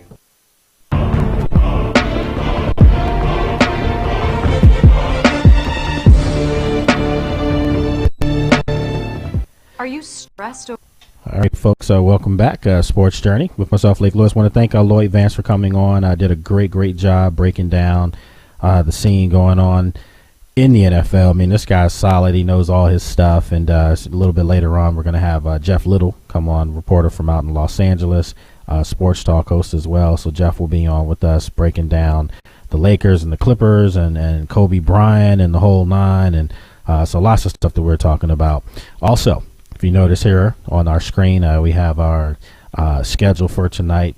Let you know what's going on in the world of sports across the board: college basketball, NBA, NHL, the whole nine. We have a sports news ticker that shows you what's breaking, what's going on right now. So lots of stuff. And as you can see on there, Alabama football still #1, still kingpin. They're going for the three-peat. I asked the question a couple weeks ago, what's the harder feat right now? Michael, I'll let you take it away. I said, what's the harder feat? Alabama winning 3 in a row or the Miami Heat winning 3 in a row? I'd say it'd be harder for the Heat to win 3 in a row. Think so? Oh, yeah. Because they're pros. Yeah. I see a couple of people told me that no, they said Alabama because they said if you lose one game, you're done, which makes it a little tough. That's true. That's definitely true. Listen, regardless, whoever gets the 3 in a row, if any of them do get 3 in a row, it's a remarkable feat. And I think right now, Alabama has the toughest road left. They've got the Iron Bowl coming up on Saturday against Auburn, who now number 4 in the polls, and they're feeling pretty good about themselves running high as well. Listen, you didn't think Alabama was going to walk to the championship game, especially not being in the SEC. They're going to have to earn it, and it's not over. Even if they were to beat Auburn, they probably would have to end up playing Missouri, who's right there, I think, at 5 or 6 in the SEC championship game. So, one of the things that bothers me, though, is that if they're so dominant, okay, if the conference is so dominant, the SEC, do you penalize a one-loss team if they were to run the gamut during the regular season, get to their conference championship game and lose to another top 5 school? Do you penalize them and not have them play for the BCS championship game? I think you do. Because, I mean, the whole point of being in the BCS championship game is that you're the best. I mean, if they lose early on in the season and then, show a track record and there's some consistency, like 7-game win streaks, 8-game win streaks, and they're doing it, then maybe it's a little bit different. But, I mean, if you come to the end of the season and you lose in your, in your division or in your conference, championship, then I don't think you deserve to be in the big dance. Okay. I mean, that's fair. Most people agree with you. Most people agree with those sentiments that, hey, if to be the best, you got to be the best. I do think that right now there are 3 teams that, in my opinion, are deserving to get an opportunity to play for a championship. Clearly Alabama, but the other 2, Florida State and Ohio State. Definitely. And I know some people always jump on me and say I'm being biased because I'm a Big Ten guy. First of all, let me say this, and let me make sure I get this very clear. I hate Ohio State. You don't go to Penn State and love Ohio State. I hate Ohio State, everything about them. However, I respect Ohio State. And we're talking about football. We're talking about the fact that this is an undefeated football team, not just this year, but they were undefeated last year. They couldn't play for a bowl game. They were ineligible for that, for violations of the Terrell Pryor thing, the whole 9 just wrestle. But they were undefeated last year. They're undefeated this year. It's almost it's sacrilegious to think that you could have a big-time program as big as Ohio State go undefeated 2 years in a row and not get an opportunity to play for a championship game. And that's just what it's looking like right now, because if everybody wins out ahead of them, Florida State and Alabama, they're going to be playing for the national championship game. If you're Ohio State, you're going to be relegated to playing in the Rose Bowl, probably against Stanford, because I don't think Oregon's going to have an opportunity to go there. That's not a bad football game now, Ohio State-Stanford. Not at all. But that's not for all the marbles. Right. Are you going to get Ohio State's best effort? When they know that they were that close to possibly getting to a BCS championship game playing Alabama or maybe Florida State for that matter. So what happens, though, let's play hypotheticals here. I love doing this. What happens if Alabama loses to Auburn? Clearly, Auburn's now going to be the flavor of the month. They're going to jump up, may surpass Ohio State. Okay? What happens, let's just throw it this way. What happens if Alabama takes care of Auburn? So they knock Auburn out the picture. And then they lose to Missouri in the SEC championship game. You're going to be looking at Florida State, Ohio State. But what would happen if Ohio State lost to Michigan State in the Big Ten championship game in Indianapolis, Lucas Oil Stadium, which is clearly possible? Michigan State's a good football team, dynamic defense, and now they're starting to play, offense to go along with it. Who would the second team be there? Would it be Alabama with a 1 loss? Oh man, I think it's probably going to be Alabama, knowing how the system is with that 1 loss. What about Stanford? What about Stanford though? Stanford, oh man. I mean, you put Stanford in the mix. Yeah, I mean, there's a couple teams. What about Oklahoma State? Stanford has 2 losses though. What about Oklahoma State? Oklahoma State. They just beat up on Baylor this weekend. They definitely did. I mean, they're 10-1, and if they win out the rest of the season, and they can probably jump up. But what about Baylor? They've only got one loss too. It definitely not be Baylor. Yeah, just you can't lose 49-10 or 17 and still be mentioned in a championship run. Stanford's tough loss was that they lost to Utah. They lost to an unranked team. Right. That kills them. I really think, even though that their record's there, I like Mike Shaw, the coach out there. I think he's a name that you might listen to around here, something as a pro coach. But I like what he's doing there. They're a physical, tough football team. To go along with the brains of the players, that's a deadly combination, and he's really turned that organization around, or that program around.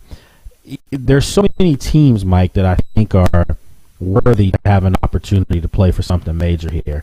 There's a couple undefeated teams that are from quote unquote mid majors. Northern Illinois right now is sitting right there. Fresno State on the West Coast is sitting there. I'll tell you another good football team that's actually dropping in the polls is UCF. University of Central Florida is a quarter away from being undefeated themselves. I saw them dismantle my Penn State Nittany Lions early in the year in State College, and I saw them give a game away to Steve Spurrier in South Carolina. So they had an opportunity themselves. So right now, there are several teams that are still believing that they have an opportunity, but I think realistically, if Alabama wins out, they're clearly in. If Florida State wins out, they're clearly in. The question is going to be, though, is that who's really going to cement themselves? I think Florida State has the clearest path. I mean, they have perhaps Duke in the championship game of the ACC. No offense to Duke, because they're having, under David Cutcliffe, they're having a renaissance season. 9 wins, most they've won since like 1940 something. They have a chance to win 10 games, which is a feat at Duke, because you think basketball and then you think academics. maybe it should be going the other way around, academics and then basketball. But football is not part of that equation. You may go soccer after that. So now you see what the football program's doing. I'm not going to say they're just going to be happy to win their side of their division and get into the ACC championship game, but there's no way I see them beating Florida State. Florida State hung 80 on Idaho this past weekend. Yeah, Duke has no chance. Realistically, let's be realistic. That could get real ugly. What they're doing there is inspiring, but they have no chance. I like how you put that, inspiring. They're going to inspire a beating. That's what's going to happen. Florida State right now, if it happens, Florida State, Alabama, collision course. Two teams that they're mauling teams right now. I still say I don't see Florida State beating Alabama. And to call me crazy, I know people like, what Florida State's doing, and I do too. I mean, a rookie right here with the Washington Redskins, Chris Thompson, he's like, you don't see it. And I'm like, I do see that they're a great football team. But I see that they've got some young players, and they've got a freshman quarterback. And I see Alabama has been in this game 2 years in a row and won it. And I see that they have A.J. McCarron, a guy that just knows how to win. And I also see a guy by the name of Nick Saban that's going to have a month to scout whoever they're playing. That's a problem. Yeah, that time is definitely going to, Nick Saban is really good when it comes to game planning and finding the weaknesses. I guess the chink in the armor of his opponent. Yes. And giving him a month, he's going to do some damage. Yeah, I mean, the more and more I talk about it, the more and more I really want to see it. I do feel bad for Ohio State. If you told me that I would ever utter those words, I feel bad for Ohio State, I'd think you were nuts. But you know what I do? I feel bad for any team that's undefeated and from a major conference. Maybe you say the Big Ten's down this year. Maybe it is. It's still the Big Ten. I mean, if you're a kid playing high school football and coaches from the Big Ten are recruiting you, you're a big-time football player. There's no getting around it. So, yeah, maybe they're having an off year. But at the end of the day, there's a lot of conferences that, in my opinion, are having off years. I think the Big 12 is an extremely off year, and that's probably going to penalize Oklahoma State. It was penalizing Baylor. I mean, they were hanging 70 on teams, but yet they still couldn't move up fast enough. So lots of college football. This is a great weekend. Iron Bowl coming up. this is it. I mean, we're coming down to the final 2 games of the season, and over the next 2 weeks, we're going to find out who's playing in what game. The conference championship games are actually a week and a half away. So, yeah, we're there now. We're actually getting ready to roll into December soon. And in the NFL, you're going to start finding out who's going to be running in January. So the thick of things are here. It's time. If you're a big football fan like I am, I'm sure like Mike is, I mean, this is it. This is that time where you want to see, who's the best, which teams are going to get it done. So, look, we're going to take a break. When we come back, I'll bring in Jeff Little from Los Angeles, California. Switch gears, get an NBA update. He covers the Clippers, the Lakers. Is there a possible chance that Kobe Bryant plays tomorrow in Washington against the Washington Wizards, who, by the way, have started to turn the corner here? They're a basketball team that I predicted. I said this all summer long. No one wanted to hear me. I said that this team was a 6 seed in the playoffs. And I still believe that the Washington Wizards have an opportunity to be a 6 seed in this year's NBA playoffs. There's a couple teams out there that they're going to be battling with, to make the playoffs. Maybe Detroit Pistons, I think, are a team that has aspirations. But when you look at the New York Knicks, when you look at the Brooklyn Nets, they're not getting it done. And they're opening the door for some other young upstart teams. The Atlanta Hawks playing some pretty good basketball as well. So there's some young teams that are out there that have the talent. And for my money, the best backcourt in the NBA is in Golden State. I just think Klay Thompson and Steph Curry are the 2 best, and as far as backcourts, as far as what they can do. But I think John Wall and Bradley Beal are really starting to emerge here. They're starting to emerge right now. I think they're top 5 backcourt. But I think that they're picking up some steam. And as long as John Wall is dishing out dimes and knocking down buckets now, Bradley Beal, great stroke on his shot, it looks really good. And if they can get Otto Porter back healthy, perhaps, they're going to start making some more noise. So the sky's the limit here in D.C. So when we come back, we'll break down our NBA update. Obviously, we'll talk about the news of Derrick Rose out for the season after surgery 2 years in a row. And we're talking about one of the best young guys in the league, just a good person on top of that. He's one of the faces of the NBA. And now, over the last 2 years with this injury happening, you're starting to wonder, is he going to be, maybe this generation's version of Grant Hill, just a great talent whose body just betrayed him. He couldn't keep up with the pounding on his body, the wear and tear. So we'll break all that down when we come back. Myself, Lake Lewis, also sitting here with Mike Meadows. Hang tight, folks. We'll be back.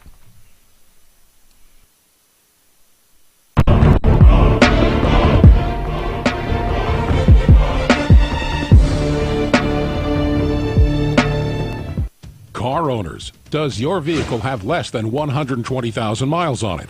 Is it less than 10 years old? Is your current auto warranty about to expire? Well, Cover America Auto Care has a very special offer just for you. With current economic conditions causing bankruptcies and a downturn in new car sales, Cover America Auto Care now offers inexpensive mechanical breakdown coverage direct to the public. You can save thousands of dollars on auto repairs. A toll-free line has been made available so car owners can call and get a free no-obligation quote. This auto protection is backed by an A-rated insurance carrier. Plus, you get a claims department that has an A-plus rating from the Better Business Bureau. 24-hour emergency roadside assistance is also included.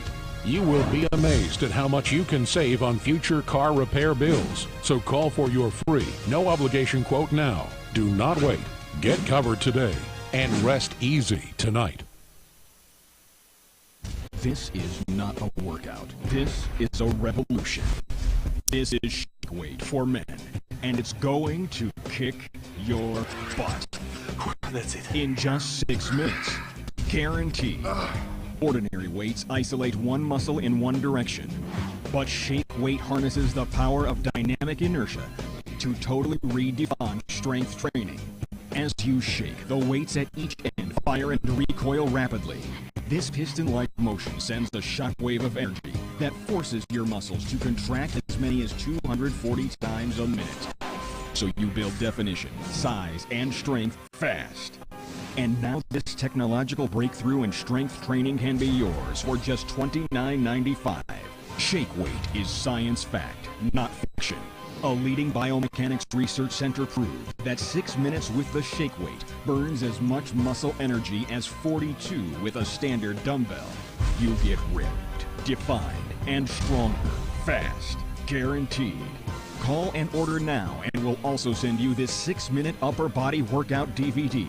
It's everything you need to add size, definition, and strengthen your chest, triceps, biceps, and shoulders. Technology is all about packing mega performance in less space, right? Shake weight proves it. That's why it comes with this ironclad kick butt guarantee. Do the shake weight workout just once. If your arms, chest, and shoulders aren't on fire in just 6 minutes, return it for a 100% refund. We'll even pay return shipping. That's it. 3 exercises, 6 minutes, and the faster you shake, the more intense and challenging your workout. Think you can handle it? Then call now and build muscle and definition in just 6 minutes a day with Shake Weight for Men. If you're disabled and unable to work, pay attention to the following message. If you're one of the millions of Americans who are disabled and unable to work, you may be entitled to disability benefits through Social Security. Receiving benefits is your right if you suffer from a physical or mental disability. Whether you're applying for the first time or you've already been denied, we can help.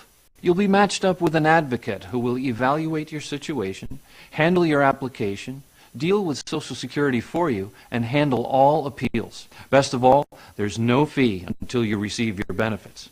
To get started, call the number on your screen now. And keep in mind, there are a vast number of conditions that make you eligible for disability benefits and dozens of additions that you may not be aware of. So if you're disabled and unable to work, call the Citizens Disability Helpline today for a free, no-obligation consultation. Call 1-800-735-0219. Call now. Hi, I'm Shannon Doherty. I've produced, I've directed, but now I'm doing something I've always wanted to do. I'm going to get my college degree. I logged on to Education Connection, the free service that showed me hundreds of schools and degrees. Now I'm getting my degree in liberal arts. But you could get yours in business, in nursing, even a degree in technology. Let Education Connection help you find the right program for free. Log on now to 41educationmatching.com. That's 41educationmatching.com.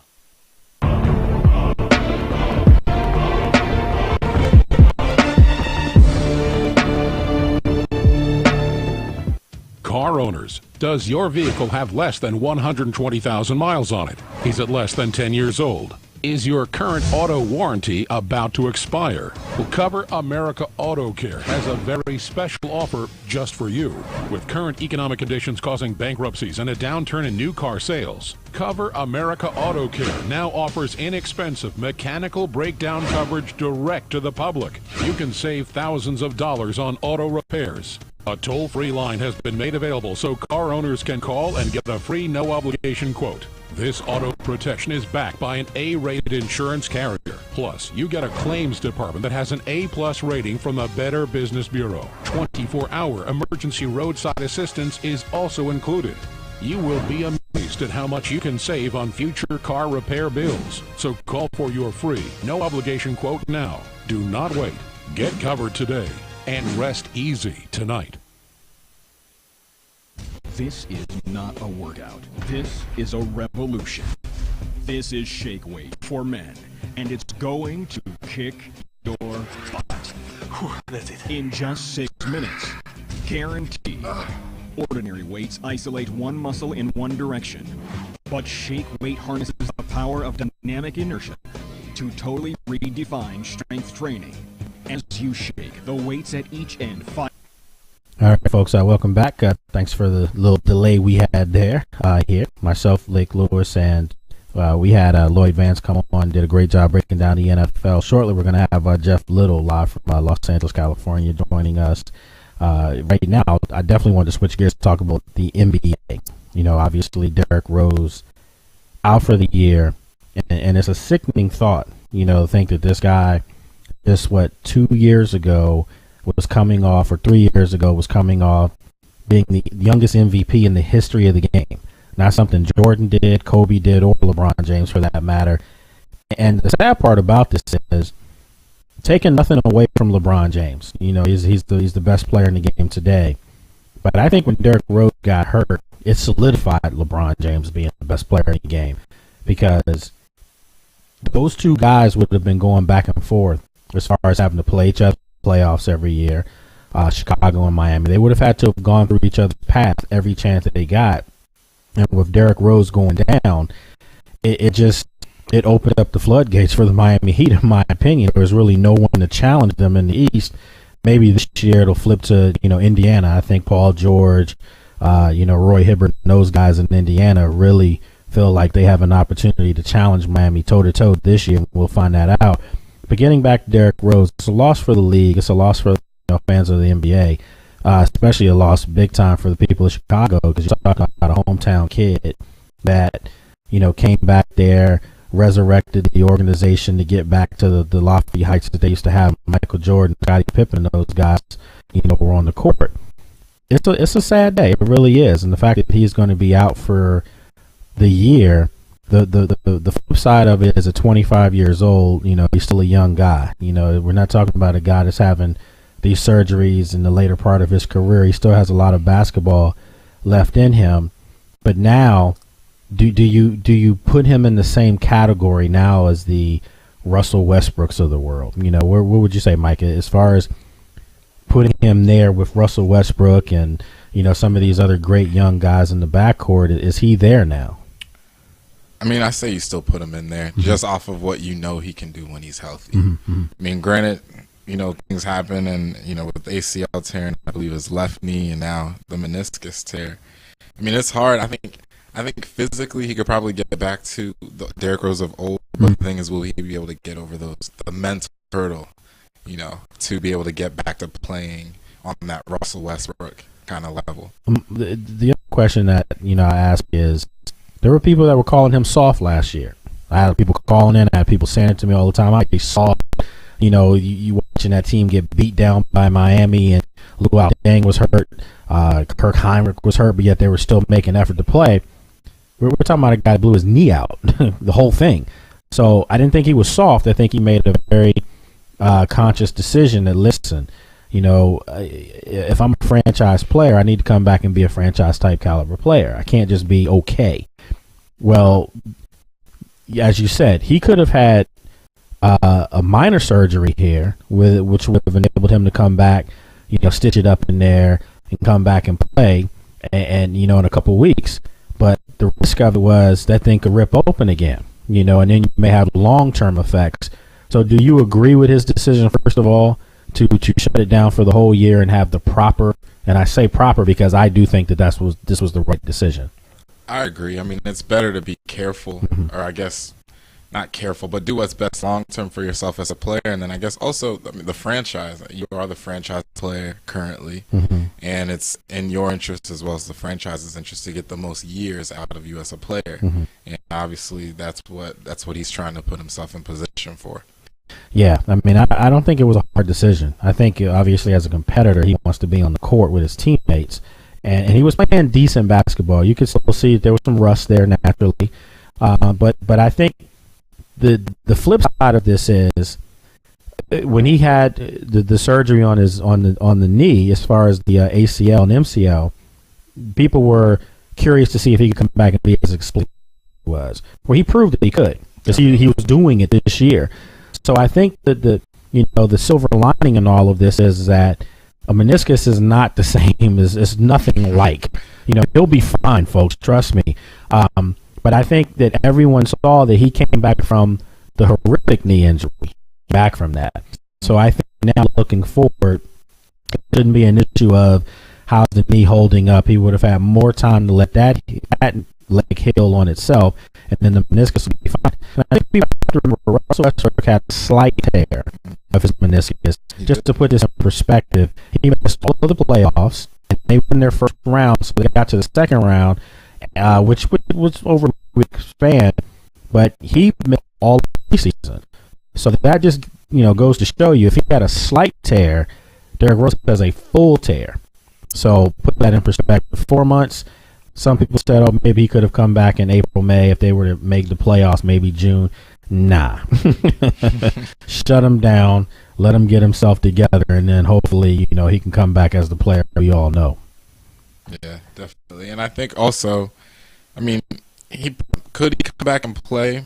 Probably, but I think Derrick Rose has already shown us that he cares more about also getting back to a certain place mentally, because basketball, for as much as a physical game it's also a very big mental game. Absolutely. So I think he's definitely going to take some time with it and do what he needs to do to make sure he's 100% physically and mentally. We're talking about pros here, folks. This isn't high school. This isn't even college for that matter.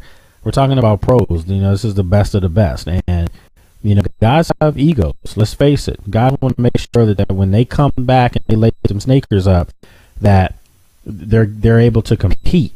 And if you feel like you're going to get out there and get embarrassed because you're not at 100%, that goes into someone's psyche. And I think for people out there that were knocking Derrick Rose last year, I think he felt like, look, maybe he could get out there, dribble a basketball up and down the court, put some minutes on the books. But if he couldn't beat Derrick Rose and play the game and attack the basket the way that we know he's capable of, he just shut it down. So I think it's a great move for the Chicago Bulls to do that this year. Again, I think him being out opens up some doors now. I can't foresee Chicago being – they were a good basketball team last year without him. They were. And they almost had to accept it early that he wasn't coming back. So they didn't have him at any point last year. This year is a little different because you saw him, you felt like now we're going to be back. We'll grow together as the season progresses. But you very seldom saw him and Jimmy Butler on the court at the same time. So, again, if you're Chicago, I don't know how good they can be this year again. I think Tom Thibodeau does a great job with that team, a great defensive coach, but they don't have a lot of offensive weapons in Chicago. Let's just be honest about it. I don't see how they what did they win last year? 46 games? Yeah, something around there. You can't win 46 games now. If he wins 46 games, he's got to be coach of the year. If Thibodeau does that again, he's got to be coach of the year. Not with Indiana coming up. I don't see how it can happen. So, look, folks, I think we're close to being able to get Jeff Little, in here. So he's calling from Los Angeles, California. Get his thoughts on Derrick Rose, the whole nine. It's just, again, to me, it's a sad day because of the simple fact of the matter is this is a great basketball player. Again, you don't become the league MVP at 20 years old, the youngest to do it.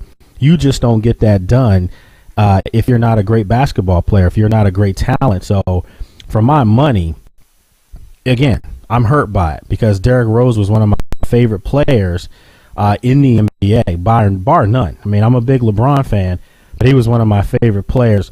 So right now, folks, we have Jeff Little joining us right now live from Los Angeles. What's going on, Jeff? Not a whole lot. How you feel? I'm hanging in there, man. Just talking about Derrick Rose and the whole situation there. And it's unfortunate again because the league loses out. Fans lose out when a great player like this, is not able to lace them up. It's sad. You're right. The fans do lose out. It's just, it's hard for me to fathom, even wrap my head around the fact now that he's probably going to miss an entire season. Yeah. It's out today that he will. He's out. It's official. He's out for the season. And man, you're dealing with it out there in Los Angeles right now. Not out for the season, but one of the greatest Lakers of all time, Kobe Bryant, not playing. And I got to tip my hat to you, Jeff, because you said this. You said that this basketball team was going to be markedly different and much improved from last year's team. No drama with Dwight Howard, and now you felt like some of the guys that Mike D'Antoni had in place could actually play out there. Jody Meeks, guys like that are stepping up, and the Lakers don't look like a bad basketball team right now. No, it's interesting. I agree with you, but here's the funny thing. It's like the Lakers really just can't come out and say, okay, you know what? That's it. We're going to tank the season to make sure we can go ahead and rebuild. They're basically rebuilding on the fly as we speak right now. One of the big problems they've had since going back to 2008 was the fact of not having a bench. If you look at it and kind of focus in on what's going on, the Lakers have the best bench in the league because their bench is starting right now. So, I mean, it's giving them more minutes and more playing time. And, of course, they're gelling as we speak. Yeah, and if you think about Kobe Bryant coming back, I get a chance to see these guys tomorrow night at the Verizon Center. I'll be on assignment covering the Wizards. I was hoping and praying that Kobe Bryant may surprise people and show up in the building and play. I got a scenario for you, though. I was talking about it with Mike here, and this might catch people off guard, but it's not so much a conspiracy theory. It's just a question I'll ask you. If you're a season ticket holder for the Washington Wizards and there's a pending ice storm coming here on Tuesday night, would you prefer that ice storm come so that game can be canceled and rescheduled and Kobe Bryant could play in the next time they play? I don't have to hear the next part. Yes. Hey, I told Mike that. He's like, nah, they'll never cancel the game. Hey, listen, if I'm Ted Leonsis, if I'm the owner of the Wizards, I say Mother Nature come hard because if you can cancel that game, let's face it, you may get 7,000 people because of the weather. Nobody wants to go into the heart of the city in an ice storm. So if you get 7,000 people, guess what? Now you can postpone the game, and when it comes back in, you're going to get the full 17,000 because Kobe Bryant's in the lineup. I agree. I mean, if they can probably just switch it in terms of, I'm quite sure I know at least once this year the Wizards come out to Lakers, kind of switch it around. Yeah. Kind of switch those two schedules. Yeah. I mean, I don't see why that can't happen, folks. Look, anything's possible when money's involved. That I do know. There you go. Well, there you go. And it's more profitable to do it that way anyway, so I agree with you. Oh, of course. So, just looking at the league right now, everyone knows it's Miami's opportunity to win 3 in a row. But when I see Indiana right now, I see a team that's taking another step. And that step is they look nastier. I mean, they look like they have a little chip on their shoulder. Like, Paul George and Lance Stevenson's playing great basketball. Hibbert is an enforcer down the middle. They go out and they get Luis Scola, who's another banger down there that can score as well. That team looks loaded to me. Do you think that it's in them to really push Miami this year? Yes, definitely. Yeah, this team. I agree with the exact point you make. I'll go a step further. That team looks ready. I mean, they have people in places, people that kind of know their roles now. But more important than that, when you get that nastiness comes from the fact of you losing earlier, and you're highly upset about it. You're so mad that you lost. You have this bad taste in your mouth. So the moment you get in that opportunity again, you're going to go even twice as hard as you went the last time. And I kind of see that right now in the Pacers. Right now, it looks like, it's real early to say this, but the Pacers and the Spurs, that's kind of funny. I haven't mentioned those two teams together, but those two teams look like one of the two both have the opportunity. We have to wait and see if they can get the job done when it gets to the finals, if either one gets there. But if either one gets there, my money's on those two teams, either one, taking it from Miami. Now, I like Miami. I think Miami's still a solid squad, but those two teams have something that the Miami Heat do not have. They don't have that size. They don't have, if you will, the girth that these guys have for the Pacers and the Spurs in the middle. What? No Greg Oden? If Greg Oden gives them anything, it'll be a steal. Yeah, he's giving them something. That's for sure. another empty locker room. I mean, listen. You look around the league. There are a lot of young teams that are really trying to, make a push to solidify themselves as up and coming teams. I thought the Cleveland Cavaliers would be better this year than they are. They've been kind of a disappointment. Mike Brown, your old friend out there in Los Angeles, wow. There's some people calling for him already in Cleveland that fast. Yeah. Well, Mike Brown, I think he's a solid coach, but it's a long stretch to say a championship quality coach. I mean, it's a situation where Cleveland, essentially, they just have a bunch of guys. I don't really see a team there. When LeBron was there, it was LeBron and the others, the other guys, if you will. Right. Now you can replace LeBron's name with Kyrie Irving. It's Kyrie Irving and the others. I mean, these other guys, they're just guys. We can look at it and say, okay, you got the number one pick in the draft. Dude is really, I don't want to go ahead and bury the guy already, but my goodness, he's just not getting it done. At this point in time, if you're Mike Brown, you have to simplify things for this kid. You got to basically tell this kid to focus on real simple goals, such as, I want you to be able to get down low, post your man, and try to get to the free throw line. I mean, a simple goal is to where this guy can become consistent. giving you anywhere between 15 to 20 points a night. If he is not giving you that, then Cleveland, you made a mistake drafting this guy. And we talk about this being the first pick in the draft. This is kind of taking us away from talking about Deion Waiters, another guy who really hasn't stepped up. Mm-hmm. Yeah, I mean, and you're talking about a guard with some size on him. Listen, for everything Mike Brown can do on the defensive side of the ball, for every thing that he can coach X's and O's with the best of them on that side of the ball, but offensively he's always been challenged. To me, I've said Mike Brown and Mike D'Antoni are one and the same. They suck at one side of the ball. Exactly. Exactly.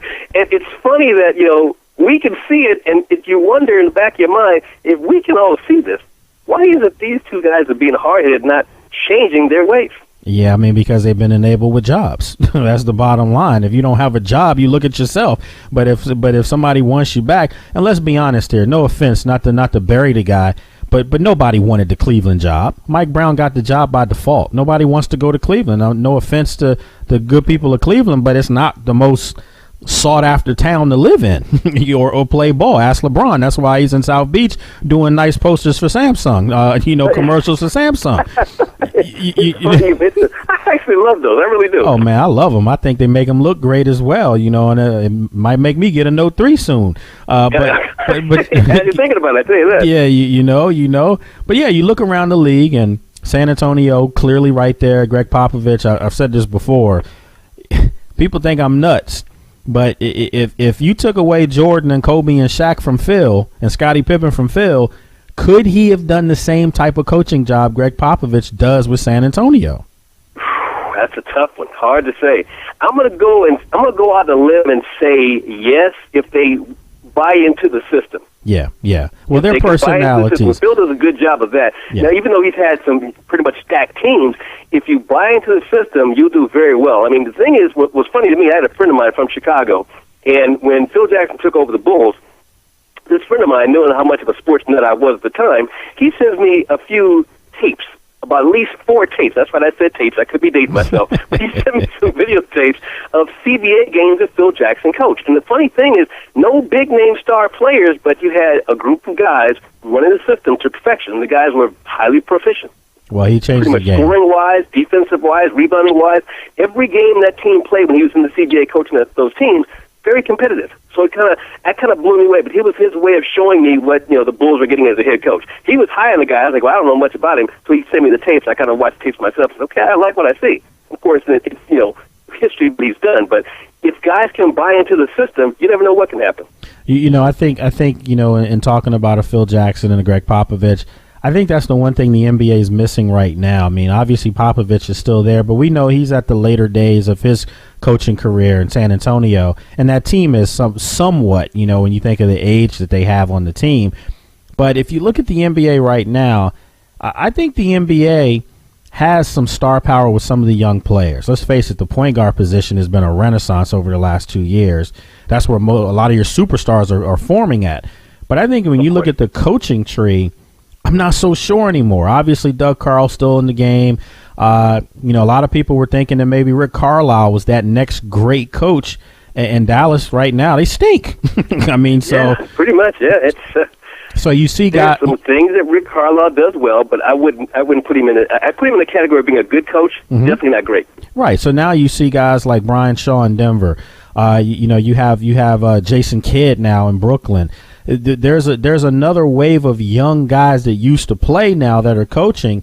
I guess what I'm saying is there a drop off in coaching right now in the NBA? Because I'm seeing some sloppy basketball across the board right now. Oh, definitely. I mean, if you think about it, you can just take a look at everyone's free throw percentage. I'm talking about from the best team down, just from there alone. So the answer to your question is definitely a yes. It's a situation now where the league, to me, seems more perimeter-oriented than anything else. And it's kind of like if you got a good point guard, a good scoring point guard, and a talented wing, you can be competitive in this league. If you don't have that, you're pretty much in bad shape. The whole paradigm has changed to where it used to be big men kind of ruled the paint. That's kind of gone by the wayside. You have a few talented big men, and they stand out like a sore thumb because there aren't that many of them. Yeah, I mean, you look at DeMarcus Cousins, and you think about how great his game would have been back in the 90s. This guy's out on an island right now, and I'll take it one step further. I don't think people know what to do when they have legitimate big men now. I don't think they know how to use those guys. You remember there was a stretch, for like 2-3 years ago where they were trying to move Duncan away from the basket. That's not his game. Last year in the playoffs and the finals against Miami, the guy was putting in work because they went back to the old Tim Duncan, let him score around the basket. I just think right now we're starting to see big men. It's almost a lost art in the league now. Yeah, there are a lot of 7-footers in the game, but there are not a lot of 7-footers that can play. Exactly. And that right there, to me, it's hurting the game. I mean, I love seeing, with the ebb and flow of every game. I love seeing that. I love watching it. But, be it college or pro, doesn't matter. But you got to get back to the basics of what basketball is. If you're a tall guy, if you're a 7-foot, I mean, the benefits of being a 7-footer is that you're taller than everybody else. I don't want to see the European situation where guys are casting up a bunch of threes. That's not helping out as much as possible. If your name is drinking whiskey, take those threes. Otherwise, you need to get close to the basket. Well, you're dating yourself by doing that because, you and I both long for the days of, when the games were in the 70s, man, the games were in the low 80s, and it was almost like football out there on the court. I miss those days now, and guys now crying for calls, and they had to put a rule in for flopping. I mean, flopping. The only thing that used to flop back in the only thing that used to flop in the 90s was a broken bone. That's the way it used to be. The game is different. You could actually translate this across the board. I mean, the NFL, the same thing. I mean, you grew up a Raiders fan, for God's sakes. They should have had the cops on standby when those guys used to play in the 70s and 80s. Remember it well. Yeah, and now you can't get near guys. You saw the Drew Brees hit a week ago. I mean, that was a great football play, but Ahmad Brooks gets fined for that, and the league now. We're at a stage now where the funny thing is, listen to the NFL try to explain it. Here's the explanation: you just hit him entirely too hard. There's a penalty for that now. You have your elite players, your elite quarterbacks, and it's kind of like we know who those guys are. It's not a lot. It's only a few, only a handful of elite quarterbacks. Basically, right now, if you hit them too hard, that is a penalty. Come on, man. There's no ifs, ands, and buts about it. It changes the entire game. It changes the entire situation for everybody. Every team you have to have, since we're a quarterback-driven league now, you have to have a star quarterback. If you don't have one, you have to scramble to get one. Once you do get one, he's going to take up almost 3/4 of your salary cap anyway, and your entire organization is based around that guy. You live and die with that guy. If you're a coach who has a talented quarterback, basically you two are married, whether you want to believe it or not. Yeah, and just not to switch gears here, but just get back here real quick. The Clippers, another team that you cover, talking with Jeff Little, folks, right now, sports talk host in Los Angeles, does a great job with us here on Sports Journey. Also, writer for Laker Nation, does a lot of different things. The Clippers, they, in my opinion, I love Doc Rivers, and I think he's trying to make that team tougher. But it's something about Chris Paul. I think Chris Paul is a great point guard, probably the best pure point guard in the game today. The problem is, I don't know if Chris Paul is the type of player that can carry a team if he needed to. And this team needs somebody to carry them at this point, and we know it's not Blake Griffin. You hit the nail on the head. Between that factor and their defense, I mean, obviously Doc Rivers preaches defense. They have to buy into it. And right now, I love Chris Paul. I agree with you said. He's, in my opinion, best pure point guard in the game right now. But your toughest guy can't be under 6 foot in the NBA. In addition to that, their defense has to step up. Depending on where the Clippers go and how their season ends, in my opinion, it falls upon their defense and really two guys, Blake Griffin and DeAndre Jordan. We know these guys are both athletic. We know they can run up and down the court. We know they can, catch every alley-oop and dunk it. We know that. But what happens when someone takes the ball out of Chris Paul's hands? What do these guys do at that point? Yeah. Are these guys going to actually be able to work on their offensive game to improve, develop into something that can be, let me just use one word I would love to see from them, consistent? If that happens, this would be a different team. I think that's going to be their Achilles heel. Until their defense steps up, they're not winning anything. Yeah, I agree. I mean, I think if you look at all the teams out in the Western Conference, the Clippers to me are 5. I mean, by default they'll be higher because they'll probably take care of business in their division. But when you match them up against Oklahoma City, when you match them up against San Antonio, when you match them up against their nemesis Memphis, I don't see it. I just don't see them beating those teams. I don't even know, in a right? Series, they could probably beat them a game here or there. Like they beat Oklahoma City in a game, but not in a series. I think that if, heaven forbid for the Clippers, they match up with Memphis again. They're done. Memphis is so deep in They're their done. head. They can't get away from Memphis. They cannot get past Memphis, and it's all based upon Blake Griffin and Gary Jordan. Yeah, Zach Randolph and is company. so deep in Blake Griffin's head, it's a shame, and the word's getting out. And I would hate to have to say this if I was, in Blake Griffin's shoes, but people are calling this guy soft. They're pushing the guy around, bumping him, and he's not responding. Now, I'm not saying you got to go out there and have an all-out brawl, but kind of throw some elbows and let people know this is your space and you're going to hold your own. He's not doing that. Now, I'm quite sure Doc has challenged him like he's challenged Chris Paul. You can tell by the way Chris Paul's playing that Doc Rivers challenged him. The question is, when's everyone else going to buy into it? Yeah, I've said this for a long time, and sometimes people think it's an arrogance from being from a major market. You're in the second largest market in the country, in Los Angeles, entertainment capital of the world. With me growing up here in D.C., which we truly feel like is the real mecca of basketball, and right up the road from Philly and New York and Baltimore. My point is, you learn to have a little bit of toughness when you grow up in major markets playing ball in the inner city. You learn that you're not going to get calls when you go to the basket. It's going to get ugly. You just learn that goes with the territory. So when you do move on and you have a little bit more freedom now to play, you see great things from guys. I sometimes wonder, in the case of even LeBron for that matter, LeBron, best player in the game. But LeBron has been accused at times of being, that word, soft, being too nice. LeBron comes from Akron, and I'm not, I'm not saying that Akron's there's no tough places there, but you understand what I'm saying? If you grew up playing in L.A., you just know. I hate to say it, and I'm not stereotyping, but you're hearing gunshots while you're shooting jumpers. Yes. Oh yeah. Unfortunately, yeah. You just there's a layer of toughness that kids from New York. You just know that those guys are going to get to the basket at will every chance they get. Sometimes I wonder if these guys that are coming out that are great talents, that were able to dominate the game in maybe areas where there wasn't stiff competition. We saw that right here in D.C. when the Wizards drafted Kwame Brown. He came from an area in Georgia where, it wasn't Atlanta, but he came from an area where he was able to do whatever he wanted because he was so large. But then when you get him in a situation where now you got to compete with men that are hungry, sometimes you find out a lot about people. It changes everything. It's just that will to win, that desire that you have to have. You got to have a mindset that I will not be denied. And you just don't see that in Blake Griffin. And that right there is a huge, huge problem.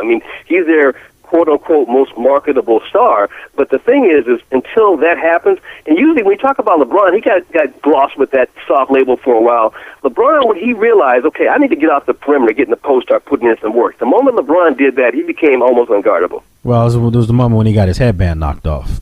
Well, that's when the headband knocked off. Let me get down there and put in some work. Oh, I'm going to get beat down? Okay, cool. I'm with that. I'm ready. But I'm still going to get mine. And that's exactly what I saw. Once you have that mindset, like, no matter what, I'm going to get mine, you become a better player. You become more consistent. And I'm not sure. Maybe it takes more time for him to learn it because he's still a very young player at this point in time. Blake hasn't been in the league that long. Maybe it's going to take a little time for him to understand that you got to get knocked down. You got to get your nose bloody, so to speak, but you have to, in a sense, get to the goal. The goal is to make sure that people know when you're in that court, when you step into these four lines, you're going to put in some work. And I like Blake Griffin. He's a good dude, great guy, but he hasn't gotten there yet. No, his offensive game is very limited, too. And his footwork as well, too. Yep. Real quick, before we wrap up, so talking with Jeff Little, he's live in Los Angeles, California right now on our Sports Journey line. We were talking earlier here as far as the backcourt here in D.C., Bradley Beal, John Wall. I really think they're starting to emerge. They're starting to put themselves in that conversation of best young backcourts in the game. I think out on the West Coast, though, is the true best backcourt of Steph Curry and Klay Thompson out there. I just think that they can do so many different things with the ball, mainly score. But I think if you look at Wall and you look at Bill and you look at the numbers that they're starting to generate, is there on the West Coast, are they being recognized at all, or is it just, that West Coast bias, Jeff? Well, it's funny. I'm hearing that. But here's the funny thing. I don't think that it's really being talked about a lot because it's out of the L.A. market. So, in other words, unless something dramatic is going on somewhere else, a lot of times people don't want to, pay attention to it. I'm checking into it. I see what's going on. I like what I see from the Wizards. It's just like when you look at the youngest backcourts on the West Coast here. I mean, obviously Golden State, that backcourt is scary right now. But beyond the Golden State Warriors backcourt, I have to say I like what I'm seeing in Portland. Portland's backcourt's kind of scary right now. Damian Lillard, he's nice. Damian Lillard has really put in some work. And when you look at Denver, I mean, for whatever reason, it seems like people are forgetting about Ty Lawson. He's another talented player as well, too. I can't say the whole backcourt, but I love Damian Lillard. This guy's getting it done as far as Portland's concerned. And Ty Lawson in Denver. Those are two that stand out. But, the scariest thing is we talked earlier about best point guards. I agree, I think it's Chris Paul. But the funny thing is we seem to always, not just me, not just you, but everyone seems to forget about Tony Parker. And I'm lost as to why that becomes the case. Because the team he plays for is just such a vanilla the way you're supposed to play basketball, frankly. I mean, that's basketball. That's pure basketball. Pick and roll, screens, boxing out, playing great defense, passing the ball. That's the way you're supposed to play. That's the way the game was intended to be played. Unfortunately, in our society today, we don't want to see that. We want to see Lob City. We want to see guys get in the playoffs and get pushed around because they don't know anything else but how to do an alley-oop. Exactly. It's disgusting, but you're spot on. That's exactly what we're seeing, and it needs to change. We need to get back to just the basics. I mean, it irks me to see guys not being able to knock down free throws. I understand most of your big men are not going to be the greatest free throw shooters. I understand that, but if you're talking about small forwards, 1, 2, and 3 players play those three positions, you should be solid at the free throw line. I'm talking about at least 70% or better. I have a young guy on with us right now. He's running the board, Jeff, doing a great job here. And he used to play some ball too. I mean, when you ask, the young guys as far as like what kind of players do they like, Mike? I mean, are you a fan of Tony Parker at all? Actually, I am. See, that surprises me, Jeff.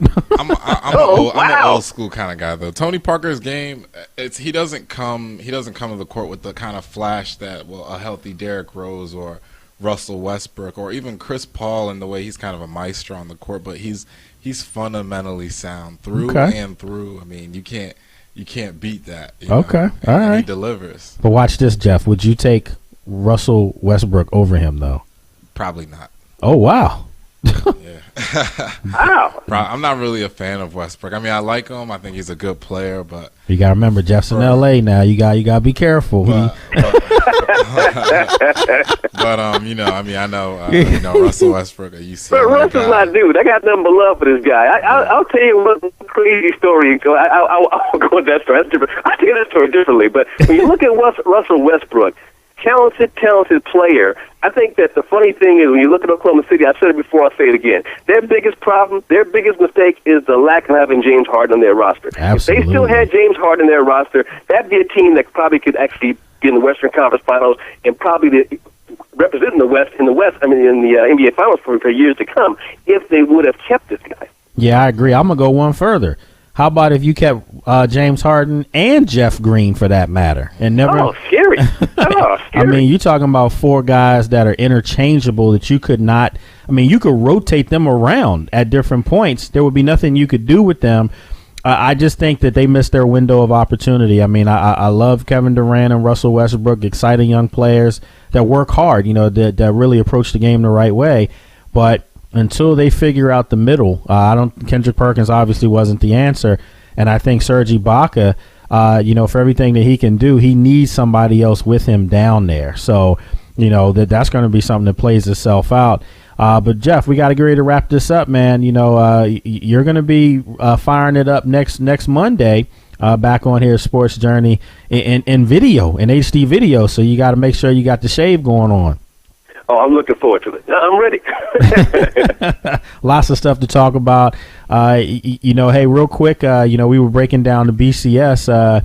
It's Stanford. If Stanford, if one of these teams in front of them slips, is Stanford deserving, even though they lost to Utah, are they deserving to be possibly playing for a national championship if somebody slips up ahead of them? Wow. I think that they would be deserving, but the only way they're going to get that recognition at all is in the event there was a playoff system. That's the only way. Because you're talking about a team that usually gets better towards the end of the year, and that doesn't work out well in today's BCS. But when we have a playoff system, and we're not talking about the first year of the playoffs, probably the second year, because in the second year of the playoffs, we'll probably have more than 4 teams, and we'll have a true playoffs in college football. Yeah, I agree with you. I think that they're going to add it to 8, and I think ultimately this thing probably will play out at 12 once these guys realize how much more money they can make. Oh, yeah, and that'll be better. I mean, I don't care if you have to cut down from 11 games to, say, even 9 or 10. If you have a playoff, you put that many teams in, at the end of that playoff, we'll be able to say with no doubt who's the best team in college football is. Yeah, we just got to make sure that we can't have Week 11 matchups of Alabama, Chattanooga, and Citadel and Clemson. I mean, we can't have that. I mean, I understand that they do that before they play, their biggest game of the year, which is their last game, and then they have their conference championship game. But still, you can't. That's insulting my intelligence as a journalist. That's telling me they're taking the day off. So why even schedule the game? Get a bye then. Exactly. I could have said it better. I mean, why? What's the point? Yeah. So real quick, in a minute or so, before we wrap up, Florida State, Ohio State, or Alabama, who do you really truly see in that final championship BCS game? Wow. I see in that game a game I don't want to see, but I'm seeing Alabama and Ohio State. I'm not seeing Florida State in it. Do you think Florida State's going to lose to someone? Off the field. Oh, wow. They're going to lose their star quarterback. He's going to get charged. It is Florida. He's going to get charged. I mean, whether it actually happened or what went down, I don't know. I wasn't there, but I will say this. The way it looks to me like either one or two things are going to happen. Either we're going to see Ohio State playing Alabama, or when we see the Iron Bowl this weekend, we'll see that play out again for the national championship. One of the two. But I just don't see Florida State going through just because of the fact that schedule they have and the fact the issues going on off the field. Yeah, okay. Well, finally somebody I think they deserve to, but I just don't see it happening. Well, you can say that on the West Coast. I can't say it here. I'm too close. I'm too close to Florida. Got some guys here on the Skins team that are Florida State guys, and they're talking trash already. But anyway, Jeff, as always, man, I appreciate you coming on, and we're looking forward to firing it up on Monday. Jeff Little, folks, The Locker Room, coming back on Sports Journey from 9 p.m. to 12 a.m. East Coast time, 6 p.m. to 9 p.m. on the West Coast, Monday through Friday. So I appreciate it, Jeff. We'll be in touch, man. Hey, thanks for having me. Have a great show. All right, folks. Good job as always. And look, we got to get a wrap up tonight's show. I mean, had just a busy show. Lloyd Vance came on with us. Jeff Little came on. Both these gentlemen really know their stuff, know their craft. So you'll hear them frequently here on the show. I got some great guests lined up for this week. So you got to tune in 3 to 6 right here. I want to thank Mike Meadows in here. First day doing the full show. Did a great job. Hope he had some fun as well. And hopefully you had some fun. So we will check you out tomorrow, everyone. Have a great night. Be safe.